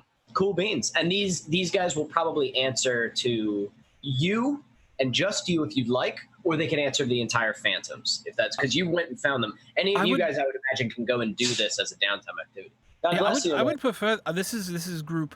I mean, the final the conversation would be, look, your final loyalty is to me, but I'm never going to cross these people. So do whatever they tell you, as long as you don't think it's going to cross me. Okay. And we see you talking to. We don't really see them. We see from Yeah. behind them, but just like a Yeah. few bodies. You're Fancy sitting there dress. talking. Yeah. Nice. Oh yeah. hats. Oh yeah. You're in somebody's nice ass house, and like, Yeah. how did he even get in there? But Yep. yes. Yeah.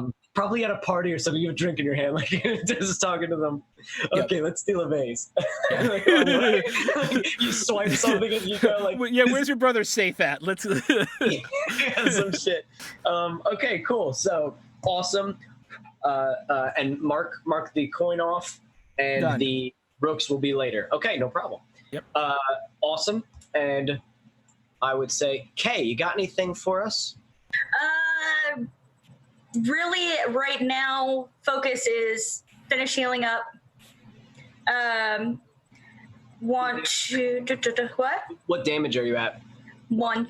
Okay, so I'm gonna say Victor is able to like just help you out, and you're good to go. Honestly, the last bit with because you are the way you are, I could say as long as you spend a downtime activity doing it, you can just be like, fuck it, and just drink and tough it out because that seems to be your All right. well, like instead of going to a doctor, you're like whatever, and just I did more damage with my other gun on it or something, and you're good.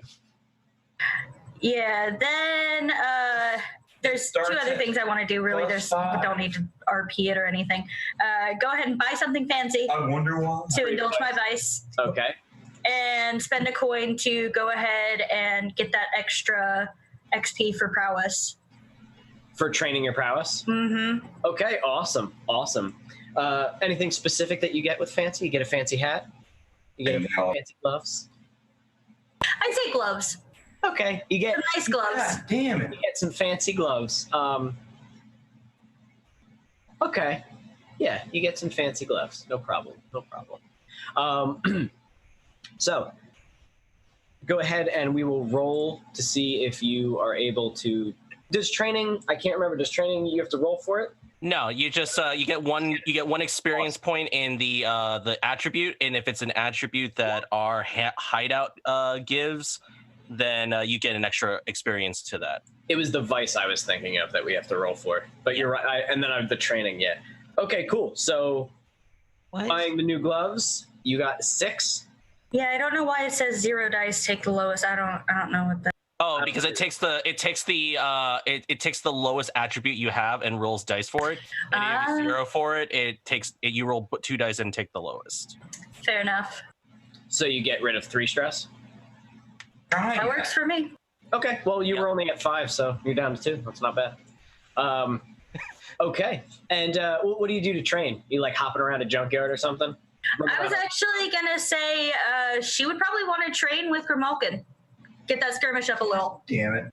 Okay, so you're training skirmish. I like it. So you're kind of square off. He shows you. He don't ever do this. Don't have a fight like this. He teaches you not to do Queensberry rules, and that's your training for today. Very cool. So you can put an at 1 XP in that. That actually lets me put the dot in. Yay! Get to punch things. And Sparrow, what would you like to do with your downtime? First, I need to talk to Grimalkin the morning after, like after Sparrow has had a night's sleep, and a period of sleep. She'll come down and be like, Grimalkin. Yes. Eggs? You want some eggs? I'm making eggs. That would be amazing. Thank you. Excellent. The naked gentleman who was covered in feces. Yes. About that. What was that? That's Tang O'Malley. From the... Yes. Okay. He was in a cage. Oh? And I unlocked it. Oh, good. That's excellent. Well done. Yeah, when he said his name, I felt that was the right move. It was absolutely the right move. Should we follow up with them at some point? I'll handle that. There was also a group who was looking at him like meat or a statue, he said, with golden masks on their face and robes.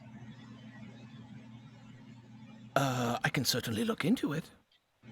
This plus those death certificates? Yes. Oh, yes, the death certificate. How odd is that? I was meaning to look into this it judge. Makes perfect sense. Judge Alhoon. Or was it Warden Alhoon, yes. Those are the people who basically take care of ghost business in the city. When you die, the wardens come for your body to make sure your ghost doesn't happen. Right, and the certificate says the ghost never happened, correct? Well, it's a death certificate, so his body is, yes, essentially. Okay. They put it in to make a death certificate on somebody means no one's ever going to look for you ever again. Like, your body's gone, everything you were is, your soul's gone, you're gone. Yeah, so the assumption is if there's a death certificate, it means that the wardens are reasonably sure that there's no ghost out there of you somewhere. I'm not going to tell Tang about the death certificate with his name on it. No, because I do believe I see where you're going. But if there was a... Oh, go ahead, I'm sorry. Please. He did spirit magic. The Welling, I've forgotten his name already. Yes, I'm aware. He had a man in a cage, and people looked at him as though they were going to buy him. And these people had masks, golden masks, Meaning they're wealthy. meaning that there is some sort of pipeline that is there perhaps for spirits. Vampires. Oh, I hate that word. Well, it's accurate. They need to change bodies. Sometimes. They always leave a mark, but they need to change bodies. And I think they were bidding on him. As a host, I don't know I am torn. what to do about it. The moral side of me says that we should do something to stop it. The part of me that says that I am a criminal and am going to do horrible things myself over time in order to meet my own ends and claw my way out of the bullshit we're in right now goes, do we really have time for this?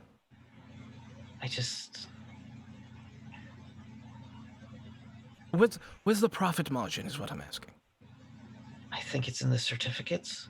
Also, there's a group we don't know that exists that we're going to need to watch out for. All right, we need to find our angle, though. Well, I don't see an approach yet, but just I needed to say something to someone. Well, allow me to say I share your concern. That's absolutely terrifying, and if we have a way to do something about it, we should, as long as there's something in it for us. Absolutely. Yes. Thank you. Of course. I'm going to go to the circus. And she leaves. She says, I'm going to the circus, and she walks away. Have so I'm fun gonna at change- this circus? I'm going to change my vice from theater to the circus. Okay, not a problem. You'll probably have a good time. As it reminds you of what you used to do. Yes. So it's probably like, ooh, there's a carnival, a weird carnival. Now, would my purveyor of that be the Mary Meyer, or would you say it's Tang? Because she also wants to spend a lot of time with Tang. So, is that why you're going? Because then it would probably be him. Throck. And the partying. Good God. That's a carnival worker pounding a stake into the ground. That's exactly what that is. How did you know? You know what? It's somewhat both, to be honest. That's completely up to you. Do you want it? Would you rather it be Tang, or would you rather it be the carnival? I think it's actually both, but neither individually. No, fuck it. Let's leave it like that. Whatever. It's Mobius. Who cares? Yeah. Let's do it that way. I like it. I like it. But let's. We just did a scene. Let's do the. Did you want to do the circus? I think we could just roll it. Because Okay. I think this will be a thing that will only have a scene when it comes up. Yeah. So I say you kind of, it's you arriving and looking at this kind of not super beautiful, bright and fancy, but yeah, whatever. Nothing in this world really is. It's sort of a bleak, weird carnival with carnies and stuff walking around. And you're like, cool. And you just walk in, and that's all we see. And we'll come back to you another time when you're in that vice doing something. But All right, I lose 3 stress. hey, Better than one. I'm down to 3 stress. look at that. Worked your way down.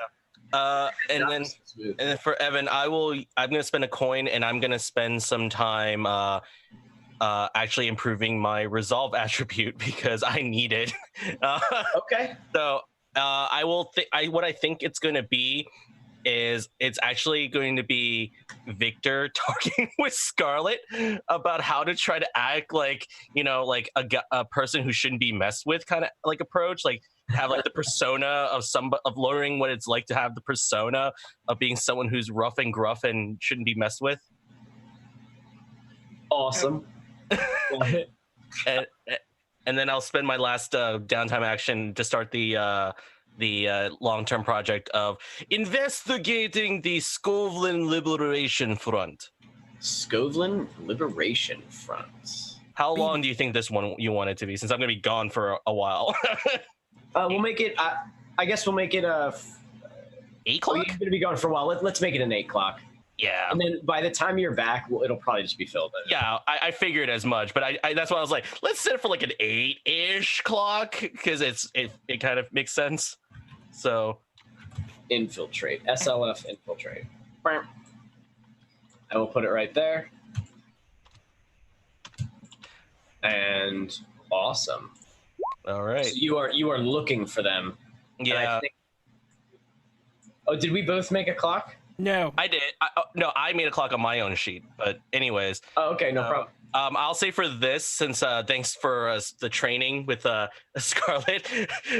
What does Scarlet do to try to toughen up Victor? Yeah. I just want to know. I feel like first she's gonna look at him and just be like, "Stop giving so many fucks." Okay, I think I can do that. But how do I do that? We should just insult him repeatedly. You know, that could work. Your hat's done. Yeah, pretty much anytime he's like seems to be backing up or seems timid, Scarlet will just start being like, "Hey, get your shit together. Let's go. Come on, you're fine. Come on." Toughening him up. Tough love. A lot of tough love going on. Tough love. All right. I like it. All right. Well, Do that I got keep me insulting him. Like every time we see him, is that the? I don't really care. Sure, why not? Okay. He's not going to do that. And then we wind up accidentally shattering any confidence he has. You know, Just becomes a fucking wreck. Why are you awful? Why is everything about you so awful? Sparrow's insults are always like your shoes; they're the wrong brown. Your bombs are stupid. She's not very good at it. In some of those insults, Scarlet might agree, just because she does like to Got my dress little guy over nicely. there. Actually, you know what? I'm going to use my other action to train my resolve as well. Yeah. And this will be me learning how to command. Oh, okay. Yeah. And I got the consort dot I needed, so I'm going to consort my way through the Skovlin Liberation Front and try to infiltrate in. This can only end horribly. Oh, and if no one else has downtime actions left, I did want to spend a coin to start a clock. Crystal still does. But go ahead if you just want to start a clock. We can start a clock. I want to start a clock for hunting Shitty Shot Joe.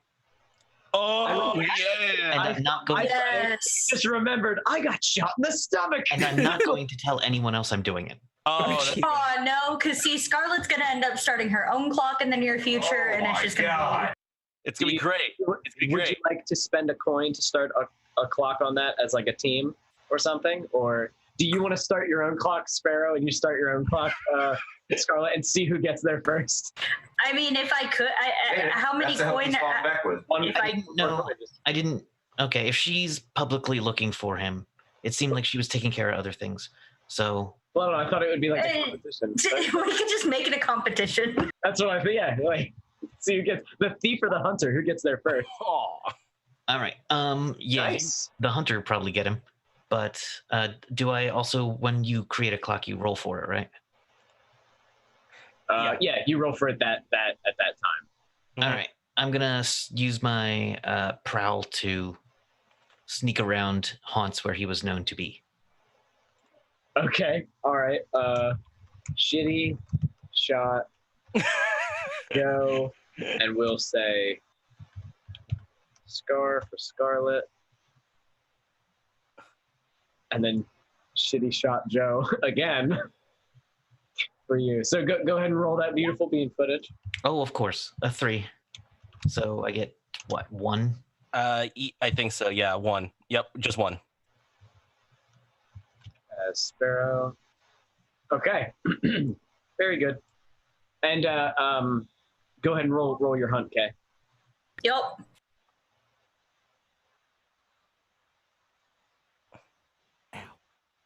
Bing. He's not a terribly Dang, that's 3. Oh. She's doing really good. I think Scarlet's a little bit more upset about it. We'll see. He next time Sparrow could roll a solid 3 and get. Oh yeah, for sure. So I like it. Shitty Shot Joe is super fucked. There's some people just tearing after the city for him. Ebony, what's your final thing that you want to do? Well, given the events of the day, Ebony, normally to indulge her vice, she would go out and drink. But Instead, I think she's going to go find someone to spend the evening with. Ah, very cool. They're feeling a bit romantic.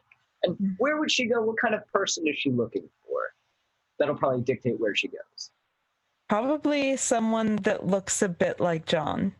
Ooh, okay. A gruff, manly man. So you probably go to the dock, or you can like meet an iron biter. They dress like him. You know what I mean, with the big dusters and the big boots. That's a little too close. Okay, so we'll just say like a dock worker, so like a big tough guy. Okay, very cool. And this is your vice that you're rolling? Yep. Excellent. Okay, go ahead and roll that vice and see how much. 2. He wasn't that great. he was pretty good. He was okay, I guess. He was 2 stress worth. He was fun. But very cool. Very cool. How would she feel afterwards? Would you feel sort of like yes, this fills what I'm looking for? Is she looking for something? I think she would feel like she's looking for more. Okay. Interesting. Character development. I like it.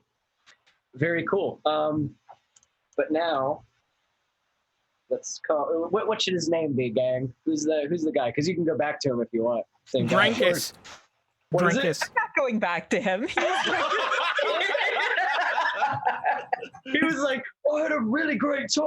Could I call you?" You're like, "Yeah, maybe, whatever." It's almost like she comes back and goes like, "Yeah, I rate that guy a 2 out of 6." Yes. He was 2 out of 6. He was all right. I think. Could his name be Diesel Carroll?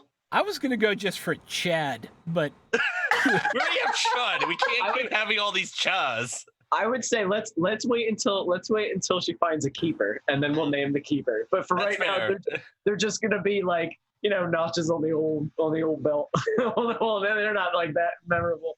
I love it. Was there anything else you wanted to do? Do you want to pay a coin for another thing, or? Yeah, actually, I want to go ahead and pay a coin to do up some more card research. Okay.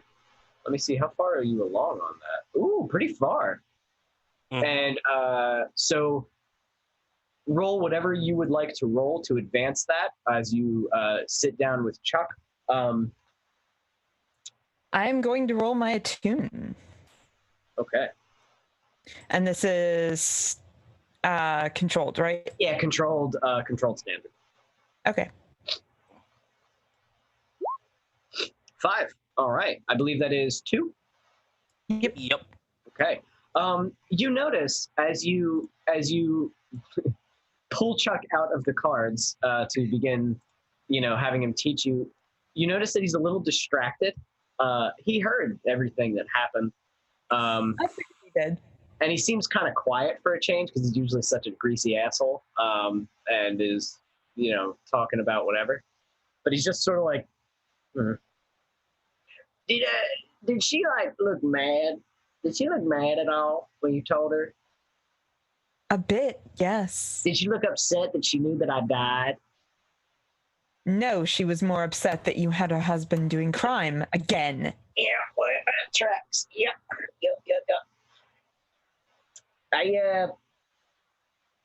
I heard what John said to your Severosi friend. Mm-hmm. If you'd allow it, because you are in control of me, I guess, in a way, I'd like to speak to her at some point. I know she killed me. I'm not looking to rip her heart out of her body. That would be pretty great. But I think there's something. I was told something by the man who gave me these cards, and I think it might have something to do with her. Yeah. I'll ask her. All right. Or not. I don't care. I'm sure you don't. And he just begins looking around for the time that he's allowed out of his bottle. He's just like looking around and touching stuff. Okay. Then I think we will take our break, if you guys like, now that we're all done our downtime, and then you guys can check out a job that you'd like to do. And we'll come back in about 5 minutes or so. sweet. Sounds good. Yeah.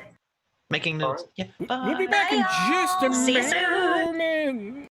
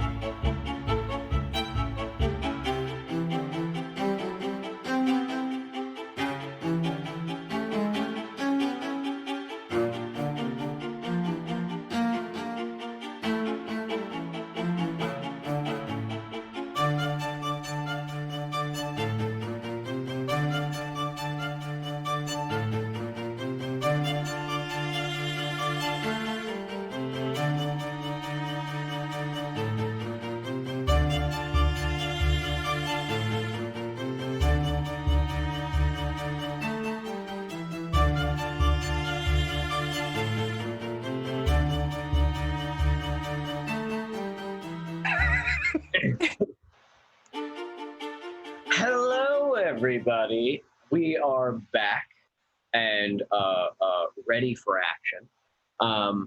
Where did my Zoom go? There it is. Okay, so last time we were playing, our team has finished business with John Irons. He is no longer hunting them. They delivered unto him his wife's ghost. They were able to say goodbye, and he was able to, he says, put her to rest. But when the dead rise from their bodies, what happens when you kill a ghost? Who knows? But she's gone. That's what you do know. Oh, we're already in hell. Right? Maybe. You were the ones left behind. You're the ones that they didn't pick up. So, you then also gave him the noble. You did your downtime. You guys all took care of a lot. You actually got a lot done this downtime. You guys were moving and grooving, spending that money. Yeah, spend it. And now you are hanging out. You're ready. I would say that there are probably a few messages for you left with what's his name? Chud, right? The bartender, Chud. Yeah, Chud. Okay, Chud. So one of the messages is from Jaren. Oh, before we dig into this, I have a scene I would like to do. Yes, absolutely. Right, with Ebony, possible. Okay. I imagine we're just hanging out in the bar or something, and I come sit by you and I go, is it weird having someone who loved someone that much in you? That sounds wrong. Phrasing. No, actually, it was enlightening, actually. Really? How? Well, frankly, I've never loved anyone. My parents don't really count. I wouldn't have loved them anyway. But no, I've never been in that sort of relationship. Well, that is an odd way to have to, he, takes his hat off. Do you want to go get dinner sometime?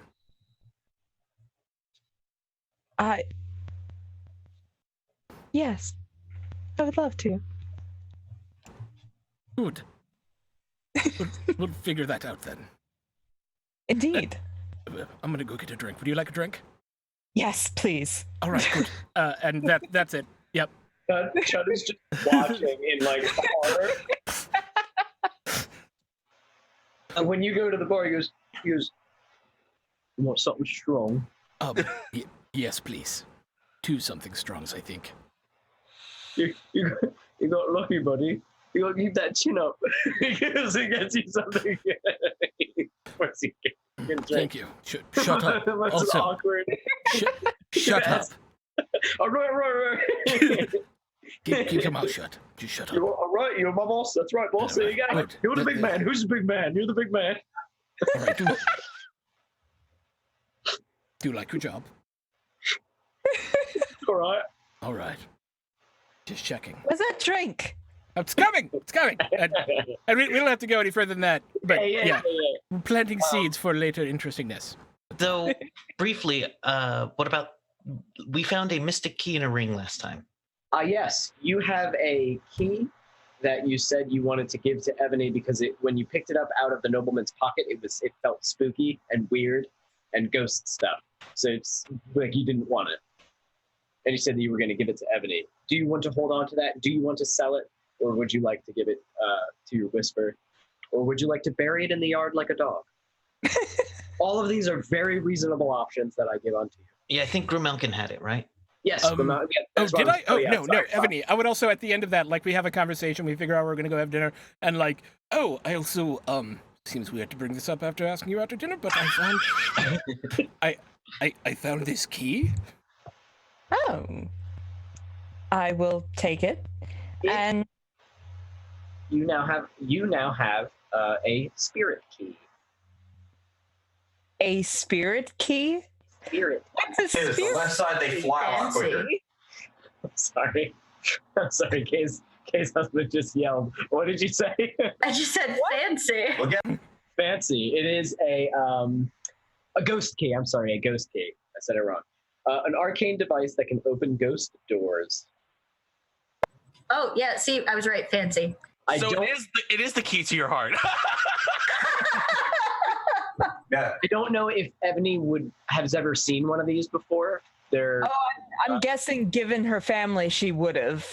okay. Then yeah, it can open ghost doors. Yeah. There are echoes, just like the echoes that you experienced of happenings, of events. There are echoes of buildings. There are echoes of places, and you can open those doors to those places.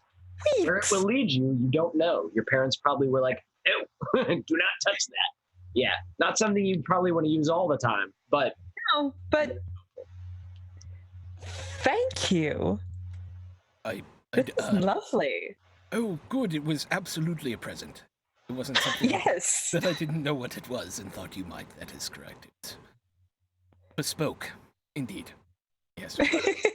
nodding in approval from the bar. Yeah. What is it?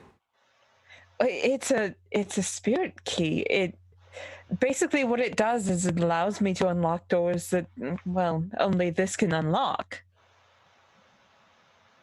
In the spirit realm. Yes. Oh, interesting. Dangerous? Vaguely, but well, Yes, so depends is on- most of what I do. Depends on True. what's behind the door. Good. Yes. That could be useful, I guess. Yes? Indeed. Yay! That's excellent. I'm feeling very awkward right now. I mean, he's just going to pour a shot. Thank you. Oh. Yeah. Grimalkin on board, find us a job. Right. Jobs. Yes. So You're welcome. at that, Thank you. at that, God goes, "Oh, there's a few messages for you," and he pulls out this dirty piece of paper that's been in his pocket that looks like he definitely used it to like wipe off grease stains off of his hands, and he's like, "Right, all right, someone named Jaren came by or sent word, and they wanted to talk to Grimalkin. All right. Oh, Jaren. Yes. Someone named Siren said that they got a job, again, for Grimalkin. All right. Yes, I know Siren. He's very helpful. Someone named, Snow sent a message saying he's got a job for the Phantoms. And, Snow? oh shit, No. looks like the leader of the Jackknives also wants an audience. With all of us? But I Yeah. do hear there's a carnival in town. We should go to that. He's not at the carnival. The Jackknives, he works out of a boxing ring in Oh. Rosewood. Yeah, that's Psycho Billy. Yes. Right. I wouldn't. Never mind. You're the boss. You. What? Chud. Well, you see this, and he pulls up his shirt, and it looks like he was gutted once, and he goes, One time I spit in Psycho Billy's face. Whoops!" And he puts his shirt back down. Sounds like somebody made a poor life choice. I did. I very much did. I did make a poor life choice. But it was after he said, "Let's have a spit in the face competition." So he spit in my face, and I spit in his face, and he said, "How fucking dare you?" And he gutted me. He's a tricky man. Chud, Context is everything. just for future reference, don't ever spit in anyone's face ever again. I've learned not to. Good. I would just be careful. They call him Psycho Billy for a reason. But these other ones look like promising jobs. I don't know. I feel like we should probably talk to Psycho Billy either way. I'll tell you what. You go and talk to Psycho Billy. I really don't I'll go want to do talk this purpose. No. Oh, who is Snow? Do you know who Snow is? He's the leader of the Badgers, the one who wears the top hat. Yes. He brought your team together. Yeah. Right. For that Yeah, yeah. Initial job, yeah. Come back Yeah. after quite a while. Yes, I know the other two as well, but why doesn't Sparrow go talk to Psycho? Did Psycho Billy say he wants to meet with everyone? Just wants to talk to the Phantoms. Doesn't. All right, what is Like, it really doesn't know I how can reach out to many- Billy Yeah, why if don't anyone you- would like to come with me. Yes, that sounds. You wonderful. may, but I'll be guaranteed to leave. Okay, just for you guys' reference, you don't have to do all these things at once. They're not going to expire. These are. I'm giving you the option of these jobs. But if you do want to hedge your bets, go right ahead. But Two of my you don't friends have called for me. I need to know what's up with them. It would be gauche of me not to return a call from especially from Jaren, who I owe things to. Okay. Like some scotch. Indeed. Yes, I'm going to bring him. Actually, I would have reserved a very nice bottle of scotch for him. From the Okay. house. You stole Very it. good. Yes. Okay, so you're going to Jaren. First, yes. Sparrow is going to Psychobilly, and Ebony is going to Snow. And I'm going to take Scarlet with me if she'll come. Sure. Okay, Scarlet. Victor, who would you like to go with, Grimalkin or Sparrow? Look at him and point at Grimalkin. I look at. I mean, you can. I'm not against the idea. Okay. You're going with Grimalkin. Yeah. Sparrow will. Or remember don't this. go. I'll talk to Billy. I'll just go with Gurmolkin. Excellent. Okay, so who wants to start? I'll start. Okay, bam. So you are not brought to the butcher shop where you first met Snow, or where his first like hideout was. You are instead you go to the let's go through my head and see what it is. You go to the docks and to a shitty little bar at the docks called the Salty Dog. Let's go quick and easy. Salty Dog. Okay. Salty Dog. Okay. So you go to a shitty bar known as the Salty Dog, and inside, Snow is waiting at a table in the corner. I'm going to walk up to the bar first and get a bottle of whiskey. I like it. Classy. Okay. A bottle? A bottle, just to take to the table. Top hat. Well, hello. Now, Snow is a smaller man. He's not big or tall like John Irons. He's a small, kind of shifty guy. He wears a sort of tattered tuxedo all the time, and a tattered little top hat. He does not wear fine jewelry like a lot of the gang leaders. His hands are usually a little dirty and very callous. His fingernails usually dirty. And he wears a little bit of weather on his face. And so he sits there. It's been quite a long time. It's been a bit, Snow. How are you? I'm doing all right. I've got a bar. Isn't it nice? I like it. I do too. Very nice. Be a shame to burn it to the ground. It would indeed. It would. So I better stay on your good side, eh? Scarlet at this point is going to poke her head in, and she's holding Look out. Ember. He's using Hey, it. can I bring the cat? Do you say that to Snow or to... The kitty. Just straight to the table. She doesn't care who responds. Good. Yes, come in. All right. So you walk in with your ocelot that is following behind your big cat. No, I'm actually carrying it this go about. Okay. You're welcome. We're buddies. Ebony's going to reach over and scratch the kitty behind the ears, just because. Right. Well, I hear that you all killed two Buckshot. We did. Good for you. Lo and behold, I didn't know I was creating a monster when I put your team together. Suppose you should have given our first meeting. I guess so. No mistake. Anyhow, I still owe your grandmother for that. my who? Your grandmom? She's not my Little grandma. Ah, well, You're welcome. good. Don't toss her in the river for all I care. Good to know. Anyway, you all still doing jobs? We are. Good, because I got one for you. So he ruffles through some papers and tosses you basically an address and a name. Ba-ba-ba-bum. So it is on the top of the paper. Just says DD's sword. DEEDEE sword. And he goes, "There's a sword out there, right? It belonged to someone. Someone real good at fighting. Anyway, it's really expensive, and I think a lot of people want it. It's just family heirloom, artifact, whatever. Anyway, it's now in the hands of this man," and he points to the name. It says Norman Lush, Lush, Norman Lush. He's a collector, a bit of a rich torso, he is. Anyway, he's got it in he's going to be moving it soon to fuck only knows where, probably deep underground somewhere. But he's keeping it right now in a warehouse at the docks, waiting to ship it. I think he's going to ship it overseas. I bought the sword, you understand? I'm not a swordsman myself, but I figure it could be useful.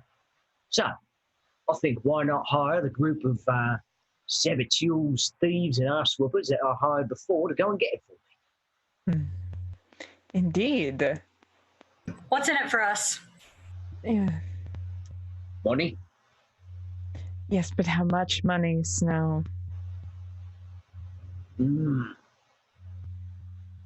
coin each. No. Make it 2. Would you like to sway or consort, or what are you using? I'm going to use consort. Make him pay you more. Do it up.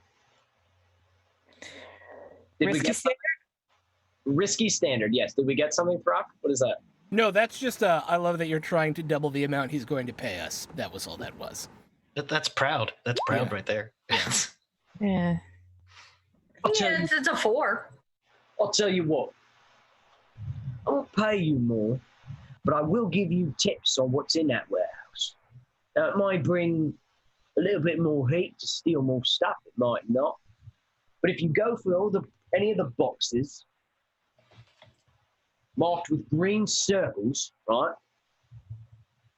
you should find something good in there. You can keep all that. That's for you. And what's the sword worth? Well, the sword goes to me. Now, you can take the sword, you can sell the sword, and you can sell it yourself, but then I'm going to come and kill you. Right. And I know what you're thinking. Oh, we survived John Hines. We can survive you. Yeah, maybe. Maybe. And what if I were to use the sword on you? That's funny. It would probably do what swords do. Cut me open, cut me in half, all that. See, it's getting to me. It's a tricky bit, isn't it? Is it? I mean, in theory, we're here right now, and she's going to lean over and whisper into Ember's ear, and Ember's just going to That's why I start stopped burying using Ruin. I went back to my his original teeth. gun, but now I'm trying. Right. And scared I am. And in such danger I am. Will you take the job or not? Let's see. All right.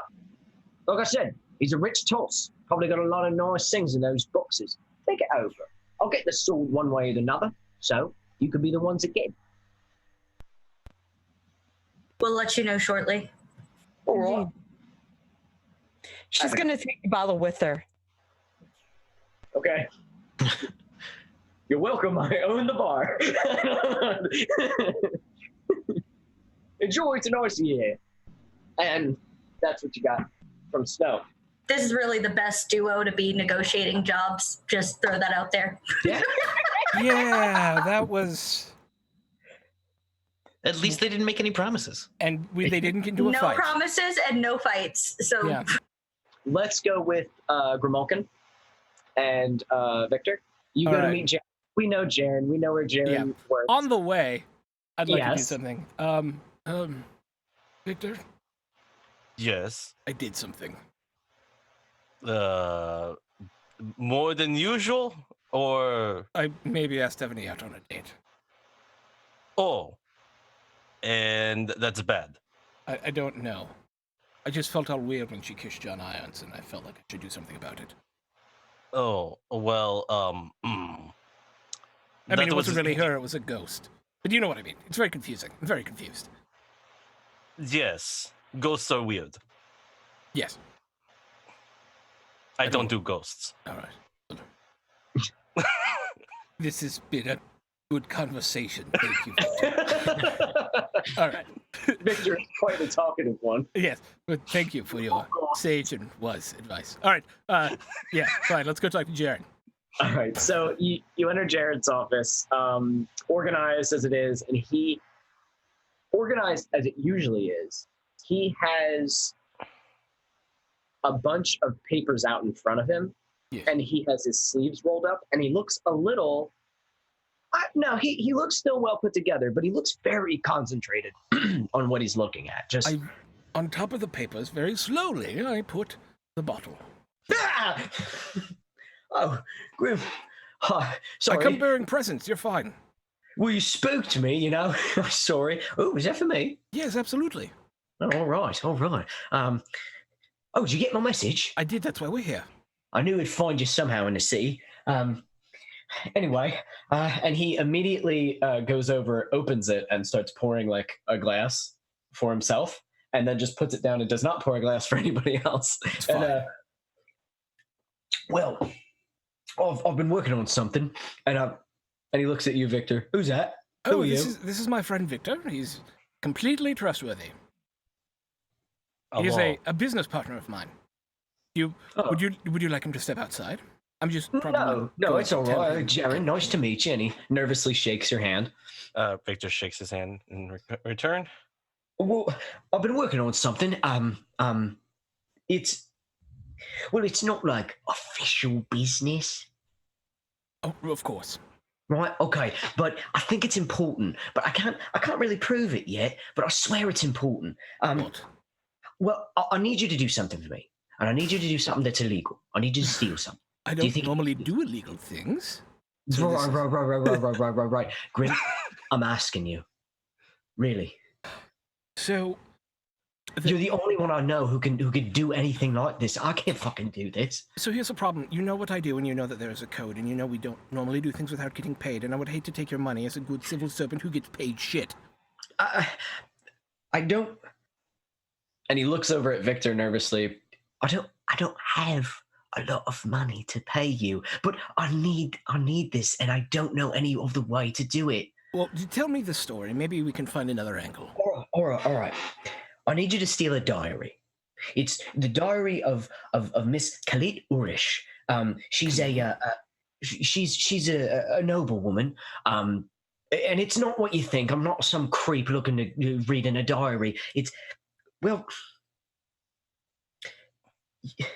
and he's looking around at all the papers. I'll sound crazy if I try to explain it to you. So can No, you please just- trust me? I have seen some strange things the last few days, my friends. So you tell me what this is. I think that there was a killer out there in the city. Um, No. I mean, someone that is really killing people. But you see, Ulrich had a friend, and her friend committed suicide. And I think that the suicide was not a suicide. What leads you to believe that? Because I'm noticing a weird pattern. You know how I'm kind of smart? I'm pretty smart. And he I'm says it- aware. You're very intelligent. It's one of the reasons I value our friendship. and I can see patterns, and I'm seeing this weird pattern.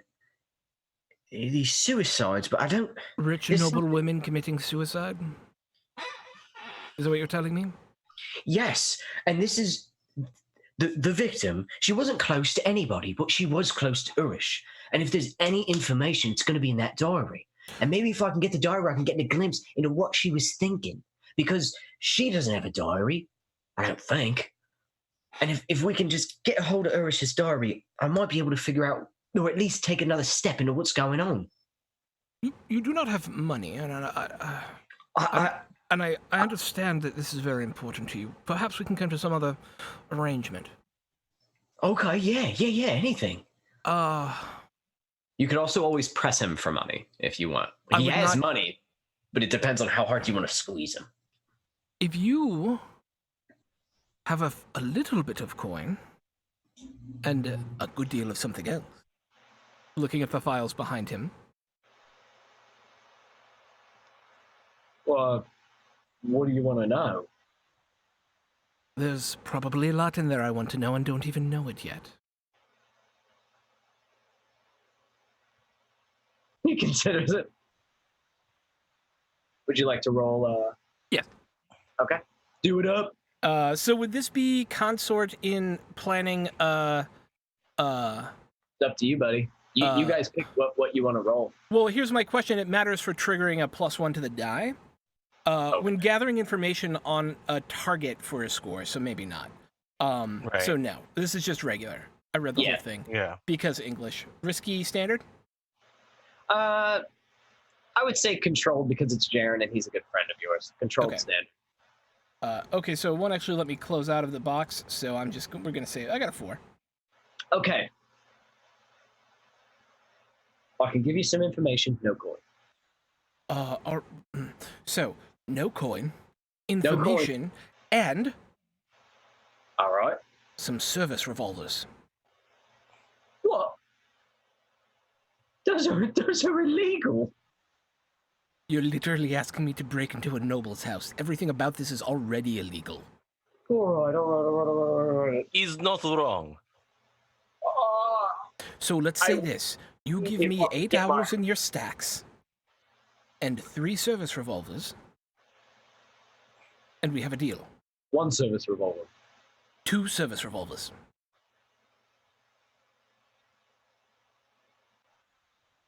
I'll see what I can do. I'll see what I can do. I'll put my hand out. I will take it to the team, and that is our price. All right. Okay. All right. Thank you, Grim. Absolutely. And thanks for the drink. Of course. No, I did want to talk to Siren too, but we can do Sparrow next. Okay. Let's do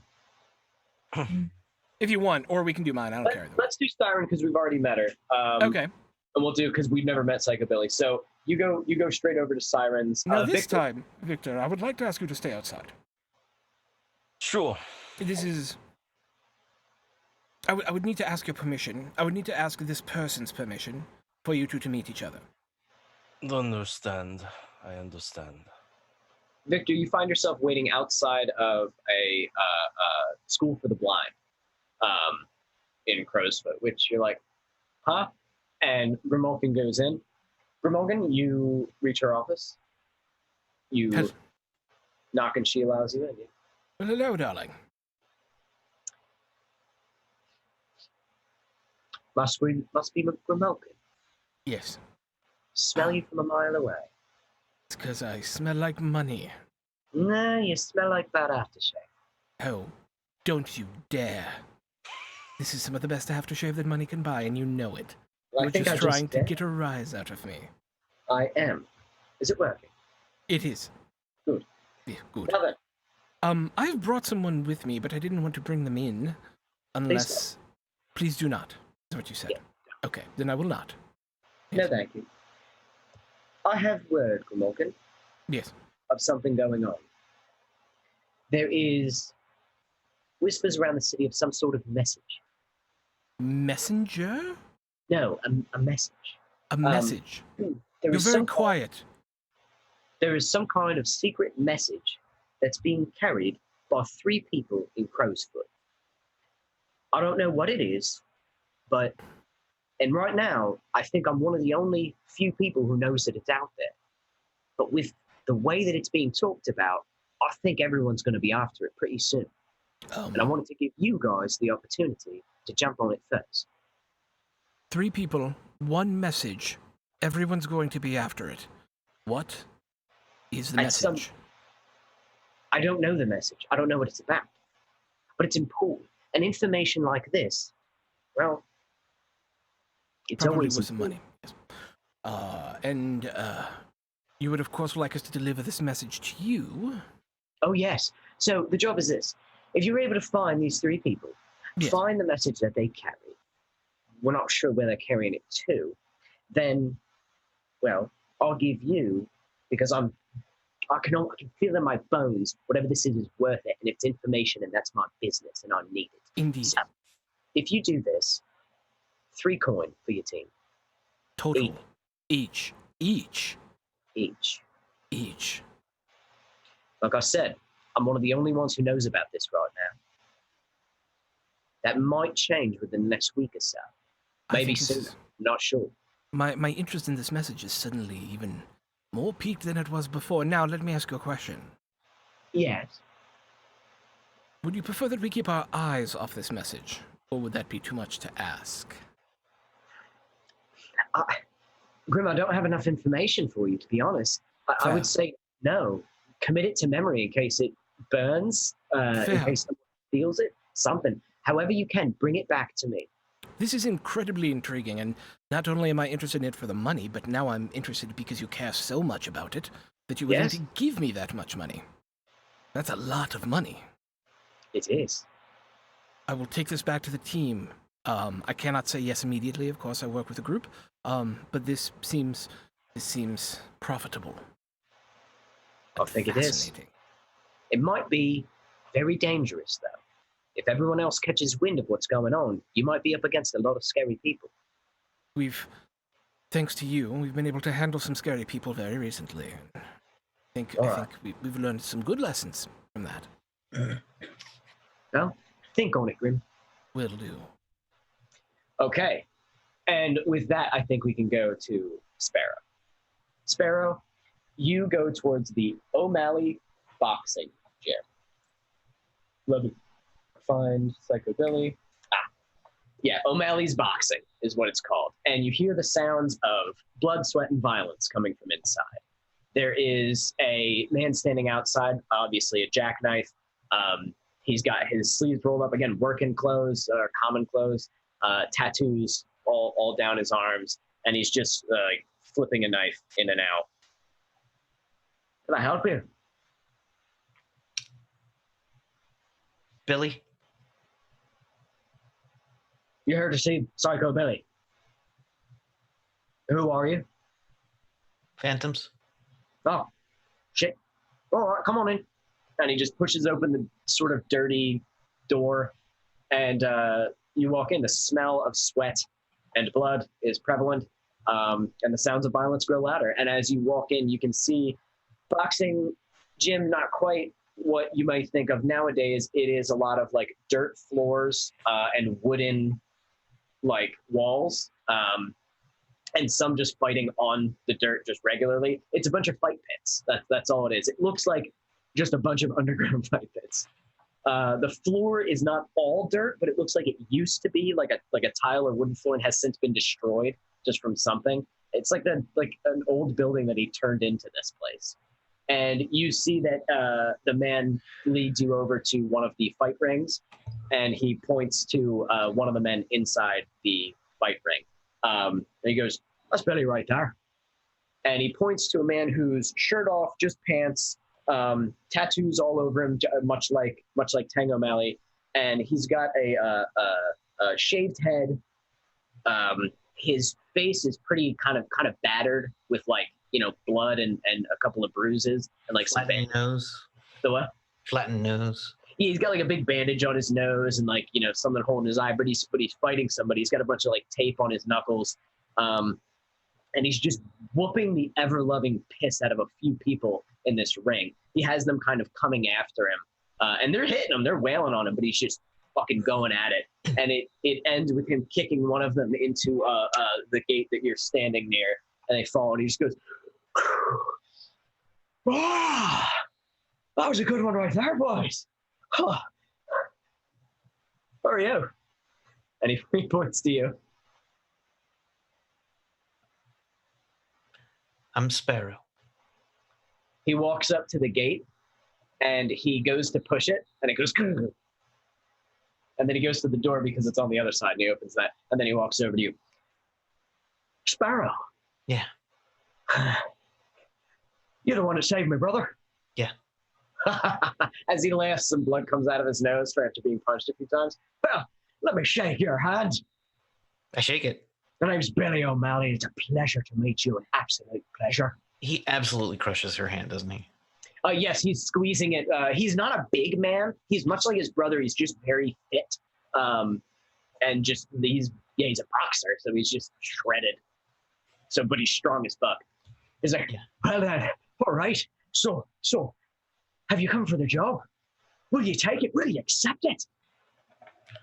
I'll need to hear the terms and take it back to my people, and probably not. All right, I've got to tell you what it is first. Well, first, let me give you a good old thank you for saving me, brother. And I think as a reward, I'll let you in on a little project I'm working on. You can get on the ground floor. Yeah, lots of money in it for you. I know you like money. Anywho, so here's the deal. You come and work for me. We're already on good terms. You saved me, brother. You're practically family after all. So I need a black powder. A lot of black powder. Like 6 barrels of black powder. Right? So I want you to get me the black powder. There should be a bunch of it on a wagon at a chemist slab. Now, let me see what a chemist slab is. This will be in and around Dunslow. I can give you the location, but you're gonna have to be careful because there's a shitty gang running around in Dunslow known as the Rats, and I think the chemist is part of the Rats. I'm not sure. The Rats are sort of everywhere. Or I'm sorry, the Roaches. The Rats are for the jail, like that. So, go to a chemist lab, steal me a bunch of black powder, avoid the Roaches, and we're good to go. What's it pay? 2 coin per person. Plus, I might let you keep one of the barrels. Lucky you. It'll be put to use if we do this. Yeah, I would think so. After I heard what you did to $2 Chuck. What was the look on his face when he died? Shock and surprise. That's always what they look like. Ah! Yeah, it is. Yeah, it is. Anyway, so you think you can get me that black powder? I don't know. Probably not. Why not? Is my job not good enough for you? It's good enough. I'm just very worried. What about blowing up? About blowing up something. Oh, I see. I get it. No need to say any more. You think Psycho Billy, he's going to take the black powder and he's going to blow up the city. No. Everyone always thinks that. Everyone always fucking thinks that. He starts kicking the gate and freaking out. And some of the jackknives are like, and they start backing up. Just because his name is Psycho fucking Billy! And he rips off one of the planks of wood and just tosses it across the gym.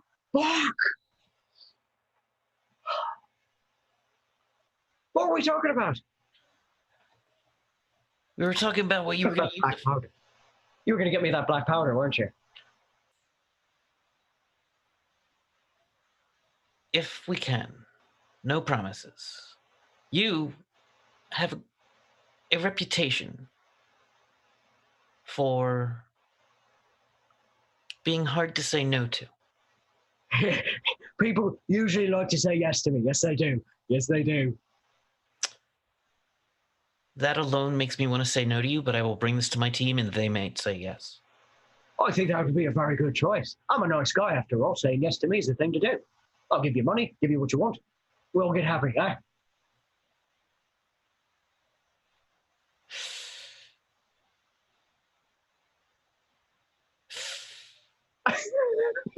Doesn't like him at all. Billy? Yes? You are extremely intense. I respect that. He is about this close from your face at this point. Yeah. I was just like, I've been told that it's a good quality. Is that right, boys? Good quality, boss. Excellent quality. Look at him. Look at him go. Excellent, man. And you're surrounded by yes men. And that worries me. Well, most of them, except for Gary. And you see a guy who is very dead on the floor. Always fucking saying no, that one. Always talking back. Kick him. And one of the guys kicks him. But are they going to be honest with you? You sound like one of my therapists. I'm never going to lie to you, Billy. That sounds deep. Well, my brother picks the good ones, doesn't he? Well then, you go talk to your team, and you bring me back their honest answer. I will do that. And do you start walking away? Or do you let him walk away first? I let him walk away first. I just stand there spooky-like until he either tells me to leave or walks away. He stands there for a full minute staring at you, saying nothing with very wide eyes, and then he very abruptly turns around and begins to walk away, and he stops, and he turns back around, and he goes, and then he turns back around and goes, you, in a pit! And he points to a couple people, and they're like, they look at each other like, because they have to get in there and fight him, and none of them like it. The men he was fighting are still on the ground and in his pit, like, just not. Can I have done something? Yes, what would you like to do? Can I take something off of Billy and then give it back to him when he turns around to look at me? Sure. Sure. So, like I said, he was wearing pants. Yeah. In his No longer is he wearing pants. in the in the back waist. The pants. You're pretty good at this. You notice that on his body, on just his pants, well, he's just wearing pants, he had 3 different knives. Just, they were hidden. You couldn't see any of them, really. But you were able to spot them. And the one that was kind of tucked behind his belt, you were able to, like, swipe that if you'd like to roll to do it. I definitely want to roll to do this. Well, do you want it to be a flashback? Or do you just want to do it? We'll just do it. Do it. Okay, roll. I'm going to take the stress to push myself because this is, let's going to be honest, is this desperate standard? Or This is risky probably, great? I would say it's risky because I don't want to, like, hit. He probably won't kill me. I'll tell you what, it's risky right now. It's desperate if he grabs you and throws you into that pit with him. Well, yeah. But it's risky right now. Risky and great because his Finesse. reactions are Unpredictable. yes. So I just picked great off the top of my head because that sounds like fun right now. And I'm going to push myself for an extra die. And while I do, that happens, I can do a feat that verges on superhuman. Well, so you Oh. so fast, you so quickly Ooh. grab it out of his belt, basically. That no one else sees. Nice. I like it. I like it. Well, everyone's kind of watching him. That is a All right. 5. I got a 5. Okay. Okay. So you I go, oh, Billy, you drop this, and I will throw the knife like right next to his head. okay. It flies over. There's like one of the support beams or something. He does not move as it and his face does not change. And I go, how's my form? he grabs the knife and pulls it out of the wall and makes his way over to you. Slowly but surely. And he gets very close to you. And he folds the knife down in front of you and puts it back in his belt. All of the people in there are dead quiet. They just stop. He goes, "You've been training with my brother, haven't you?" Here and there. He's good with those fucking knives, isn't he? He's amazing.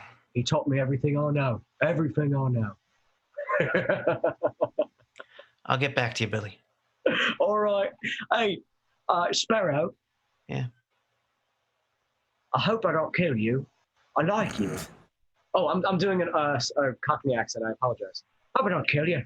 I like you. You won't. You're not so bad yourself. All right, boys. Back to work. As you walk away. I hope that put him in a better mood and he doesn't actually kill those men now. Yeah, did you put him in a better mood? He just threatened you at the end. But Well, okay. So you now know what God, it is tricky to go between Cockney and Irish. Boy, they are close. Oh, I apologize. He's Irish. He has deep Irish accent. Anywho, so you guys are able to reconvene with all of your now knowledge that you have, meeting a couple of the different gang bosses and some of your other contacts. So can we just assume that we have given each other all of this information? Yeah. Okay.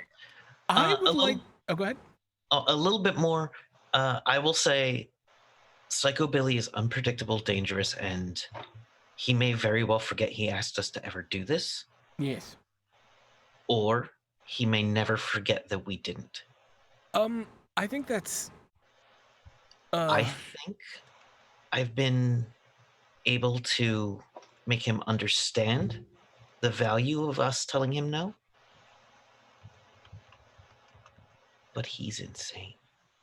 So, if I may, I don't think we should not do what he has to offer us. I just don't think we should do it first. Absolutely. Yes, no. We have a time-sensitive mission with a lot of money on the line. A lot of money, and I think we should do it because it's fascinating. Okay. Ebony, Scarlet? I definitely don't like the Black the Belder idea. Definitely not first. Maybe make him wait a little. Probably safer for everyone. Indeed. Yeah, if we do it right away, then we're just giving in. So The diary man might have something useful. That's more of a long-term investment. Yes. I had a thought on that actually. You said he's killing, well, supposedly killing, noble women with a lot of money. Yes. I could play as bait. You absolutely could play as bait. I'm 100% sure. Not the job. at the same time, how many people around here actually know that you are what you are? We could set you up as a noblewoman relatively quickly, I do believe. That's fairly. Yeah. I'm sure we can fake it very However, well. Sparrow is correct. That may be 3 or 4 steps ahead of where we are. I mean, we need the information first. But I do think there is a great amount of merit in getting inside the police files for a good long time. And some extra firepower never hurt. But I also think that is less timely. If I were to pick an order for these, and I think we should do all of them because each of them have merit, I would say we should do the messages. I feel like we can pretty quickly steal a diary. And so we should do that second. And then the sword, and then the black powder. If he really wants it, and he really wants us to do it, we can wait a little while. I feel with Billy, we should wait till he mentions it again, and then do it immediately. I think that sounds fair. That's fascinating, and I like that take. I definitely want to steal the sword, but I'm not entirely sure I want to actually give it to Snow. He didn't... Well, I mean, here's the thing. We don't have to take the job. We could just steal the sword.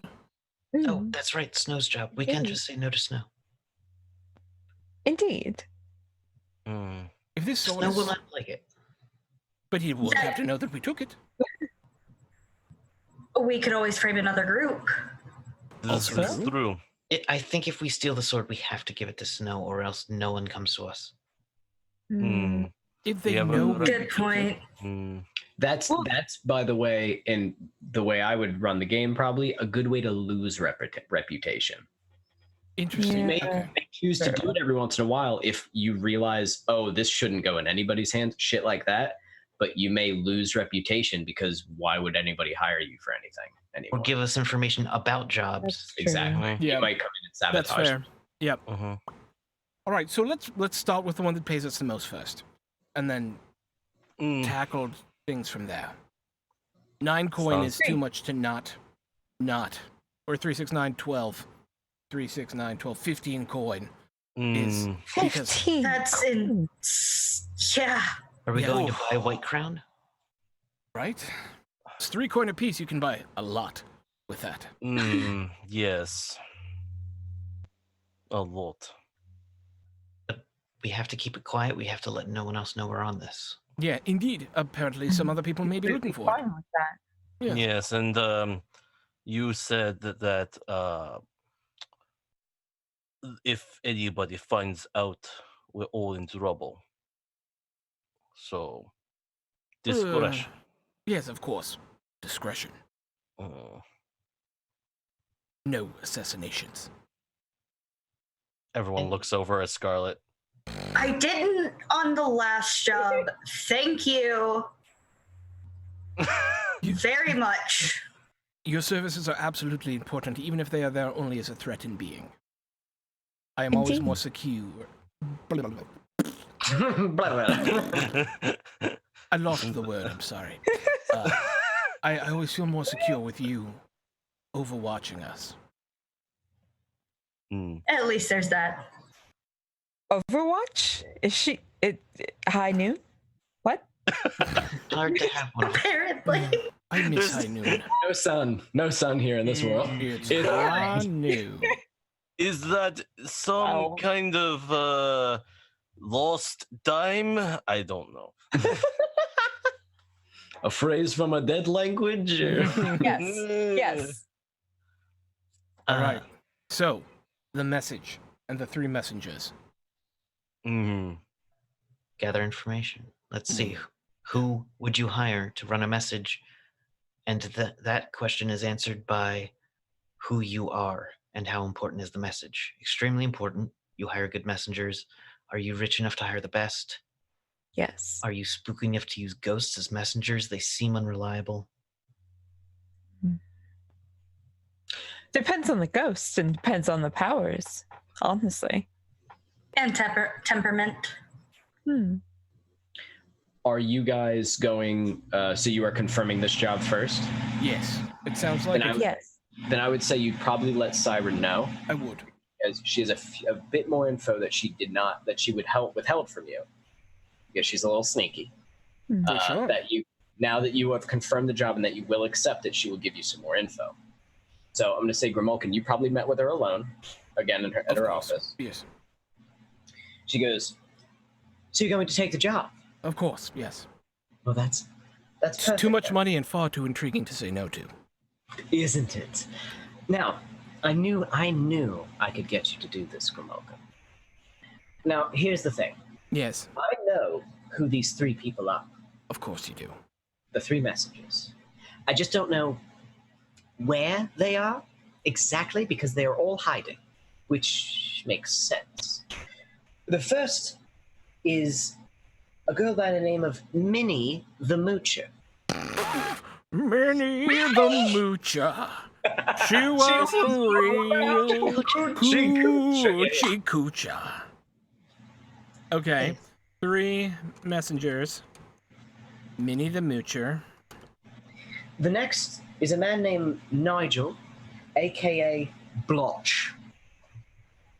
Okay. He's got a bit of a birthmark. They call him the Blotch. Anyhow, the third is Brendan Normans. He's a bouncer, usually at a bar called the Leaky Bucket. Okay. And that's all I got for them. How many bars in Dustfall have the name Bucket? Well, Leaky Bucket is one that I think the game itself has. I know. But it's like a crow's. We're just giving you poop. It's a dirty, gross town. Of course it is. Everything. Maybe bucket is slang for saloon. Maybe. I was Thunder Bucket. I was imagining like a toilet. Yeah. When I made the Yeah. Not a good bar. No good bar is ever called the bucket. Now that's all I have for you. All right. She's a bit of a con artist, so you have to watch out for her. Nigel, he is a hound of his own, so he was a bounty hunter. So none of these people are messengers, which is what's odd. But my sources tell me that they are the ones who have this message that everyone's looking for. And I promise you, Grimulkin, Yes. you do this job. Yes. I can feel it in my bones that it will be worth it. I know it will. That's why I'm giving you I am willing to put my entire life savings on the line for this, because this is one of those things that can make or break you. The school is not doing well, Grimulkin, but I know I can save it. And I think that this is the way to do it. And she seems a little desperate in her voice. You've known her long enough to pick up a bit of desperation. If I may. Yes. This is just between you and I. Yes. How much of this feeling is based on the fact that the school isn't doing well, and this is your last throw of the dice, and that if I get you this information and it doesn't pay out, and you still have to give me 15 coin, and that ruins you. It will pay out, Grimalkin. It will pay out. It has to. I feel like we're taking a lot on faith here. I need this to work, and it will work. I will not fail these people. So, the problem is, I do have a heart, you see. I do not show it often. But if this doesn't pay out, you are ruined. And that puts that on me for accepting the job. I need to know at the very least this place isn't going to close down if your gamble doesn't work.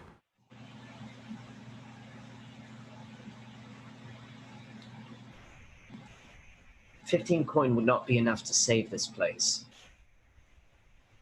But if this message is really stirring as many bees as it is, as in a lot of the more treasure and coin-hungry people of the city, it's got to be worth something. The rumors are abound. Rumors like this don't pop up unless there's some artifact has been discovered or someone has dug up a literal chest of gold or something.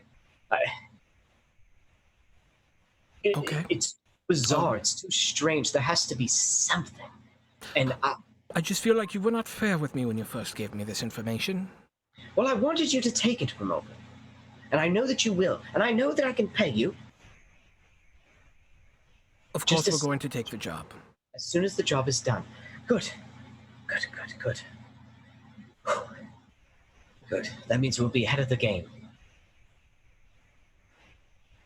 All right. Thank you. I really do appreciate it. Of course. And you see she feels more confident. It's a little forced confidence, but it's there. But she's like, oh, good, you're going to do it. All right, we'll report back as soon as we have anything to report back. Thank you, Grimalkin. You're welcome, Siren. You shut the door with these fucking people. And I think... the raid, Dice Priori, thank you for the 17-person Thanks, raid. Dice Priori. That's Thank you very amazing. much. Thank you. And, yeah, so you walk out of the Crow's Foot School for the Blind after receiving a bit of troubling news. But she's smart. She's a pretty sharp person. But you've never seen her that kind of desperate, that shaken. This is deeply troublesome. And I will relate all of this to the team as well. Okay. There's always a catch. This person is a close friend of mine, and if this is going to ruin her if it doesn't pay out. At worst, she gives 15 coin to a friend rather than the debt collectors. You're not wrong. And she survives. Indeed. Fine. All right. Let's go. Let's do it. Okay. So, we know what job we want to do. The message. And I think next session, we will start on it. You have the names of each messenger. You do not really have their locations, but you have ideas of where to start. Sounds good. So, I think we will end it there, gang. Well done. Well done. Another good episode, I say. And let's... everybody gets 5 XP. And when we go around the room, I want you guys to tell me who you are, where we can find you, and name something that someone did that was cool this session. And we can decide on who gets 1 extra XP for the max of 6. So, who are you? Where can we find you? Death by Mage. Hi, everybody. I'm Death by Mage. I'm also known as Jackie. Tonight was great, and you can find me on Twitter, all over. You can find me on Twitter, Death by Mage. You can also find me at my website, deathbymage.com, where I write articles about the about RPG industry and the community, and also inspirational ideas. And also, you can check me out on the DMs Guild for Artifacts of the Guild, Journey in the Feywild, Jubilexian, Slime Race because Slimes Want Adventure 2. And you can also check me out on deathbymage.itch.io for all my indie games. And I have a lot of other projects coming up in the near future, but I can't talk about them. And my favorite thing was definitely Crystal singing that song. Aw. Crystal singing the song. Awesome. That was dope. For everyone who just came in, you missed out, so please watch that VOD. You're gonna love it. It was from the earlier half of the show, so definitely it's worth the watch. And yeah, that's me. Thanks, everybody. And oh, by the way, everybody, I'll be on vacation starting next week, so you won't see me for 3 games. I'm sorry. Have a good vacation. Thanks. All right. Enjoy. Victor is too busy infiltrating Operation Front. And Crystal. Hello, people. My name is Crystal Fear. You can find me at Crystal_Fear on Twitter and at Crystal Fear on YouTube.com. My favorite thing from tonight, honestly, my favorite thing from tonight was just the interaction between Ebony and Victor, and him deciding to play that song after she sang it. That was wonderful. I love that. That was very good. That was very good. And did you say who are you? Where we can find you? Yeah. Yeah. Oh, okay. And Throck. Hey, what's up? I'm Sean, also known as Throck. I'm co-founder here. Welcome to the party. I had a great time tonight. Ebony's singing was obviously the best part of the night. Hands down, that was super cool. I had feels, and my cold dead heart had feels, and it started beating again for a moment. That was nice. But what else am I supposed to say? Oh, where can you find me? Yeah, at The Rock Plays on the Twitch. Our YouTube, Welcome Party RPG, YouTube-y thing. Charity, can I shout out the charity real quick? Yeah. All right. So, I want to do things in order. I'm not running tonight. I'm not in charge. Evan's in charge. Okay. So yeah, starting Friday at 8 p.m. Eastern for 52 hours straight, we're going to be playing D&D, Scum and Villainy, Paranoia, all sorts of crazy RPGs. We're going to have, I think at this point, more than $7,000 in giveaways, all to benefit Raíces, Texas, which is an amazing charity doing legal support work for immigrants, amnesty seekers, and refugees in Texas. And you should come and help it out and help us have a great time and meet our $5,000 goal. And I'm going to tell you this right now. I haven't actually announced this yet, but I'm going to announce it here first because there's like 20 people in chat. If we hit the $5,000 goal, I'm coloring my hair blue. We have twins. I know. And we have somebody doing something different for each $1,000 goal along the way for body modifications. And for me, it's going to be coloring my hair blue at $5,000 when we meet the goal. So that is the big thing. So we better meet that goal because I really want to color my hair blue, but I'm not going to do it unless we make it. Plus, we're going to have like legendary bundles to give away from D&D Beyond, like $450 worth of stuff from Modifius. Evil Hat, who is the publisher of the game we're playing tonight, is throwing in some amazing stuff. Ice cream dice sets, all sorts of amazing bits and bobs, and amazing role-playing with a bunch of different awesome people from the interwebs. You should check it out. It's going to be fun. Full announcement on who is running things is probably going to be tomorrow because it's all settled and people are planning, so it's good. And with that, you can find me on Tuesday nights as well playing Rifts with Kevin and Evan.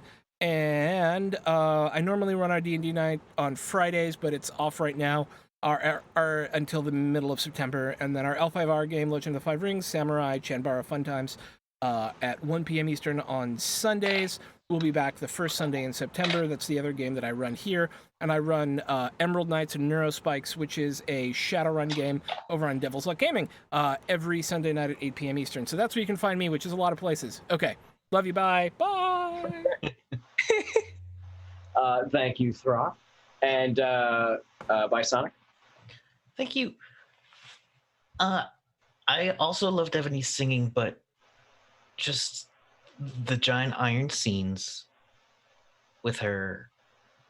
And Crystal, I think you just killed it tonight. I think you did an amazing job. I loved you taking charge with the snow negotiation. That was fun. And having the moment with Victor was just, that was amazing. And then getting asked out and that being weird was fun.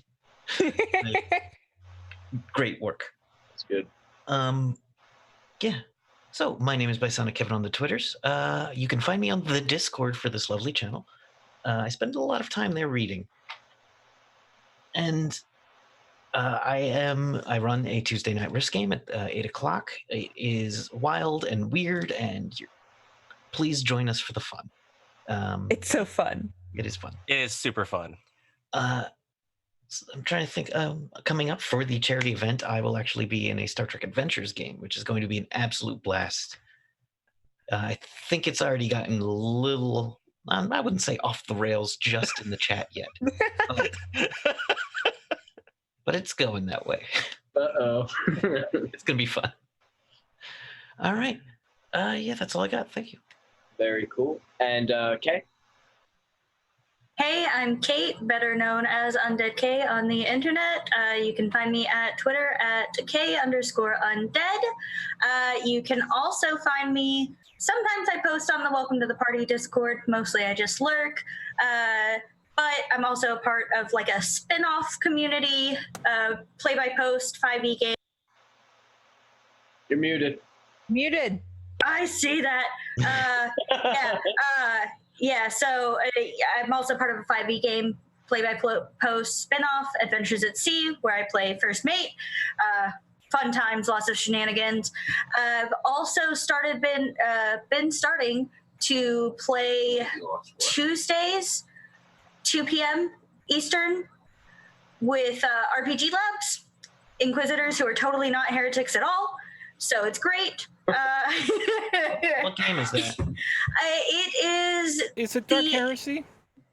No, it's a 5e game called Inquisition, where basically we work for the Raven Queen, and my character's like a double, triple agent who does it. She's a sleeper agent, doesn't even really know who she is. It's great. So yeah. You muted again. You did it again. Oh, why does it keep doing that? Okay, so basically it's like a guest spot, but I've been in and out more because reasons and stuff. So it's a lot of fun. Yay. Very cool. Very Nice. cool.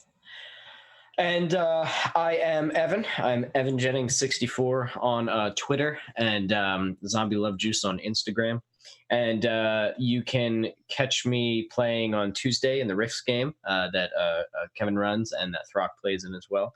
And Wednesdays Running Blades. And I run my own game at home that you can find on YouTube on the Beyond EMH YouTube channel. Thank you, Crystal, for throwing that up. And I run an evil campaign where my friends are awful, just the worst people. And yeah, this was awesome. I think, I don't know, guys, this one, you guys did a lot of good role play. All of you really did very, very well in just a bunch of different scenarios. So I loved each scene. I really did because they were all very different, and you guys kicked ass in a lot of them. Everybody had like their 2 cents to throw in. It was very cool. And I really liked, Kevin, how you handled, I wasn't sure how anybody was going to handle Psycho Billy, and if it was going to end in a fight, or if one of you were going to like, oh, fuck that guy, like I'm getting at him, but you handled him very well. And of course, Crystal with the singing, like, come on, that was awesome. Well done. No, you guys kicked ass tonight. So yeah, but I think everybody sort of said, I was hearing a lot of Crystal for this one, right? For the song. All right. So Crystal, you're That going whole scene, yeah. yeah, you're going to get the extra XP. Thank you. No problem. Keep throwing it into attunement, right? Just keep filling that up. I don't think So- she has any space left. I think Yeah, no, Yeah, she already got 4 dice in it. Back, son. absolute madman. So well done, guys, and I think that's it. Throck, who are we rating? We're going to go rate our good friends at Soul Bear RPG. Soul Bear. And remember, Woohoo! tonight and every night, we're brought to you by So Nerdwear. So Nerdwear, amazing nerdy merch, including Welcome to the Party merch. So Nerdwear, it's what the nerds wear. Words wear. Indeed. Where? And so Yes. join us with a Kevin's big old got it. raid There it is. message. Copy paste that thing you see in there, which says "Welcome to the raid." We're gonna go say hi right now to our dear friends, Soul Bear RPG. Bye. Bye. There it is. And we're out.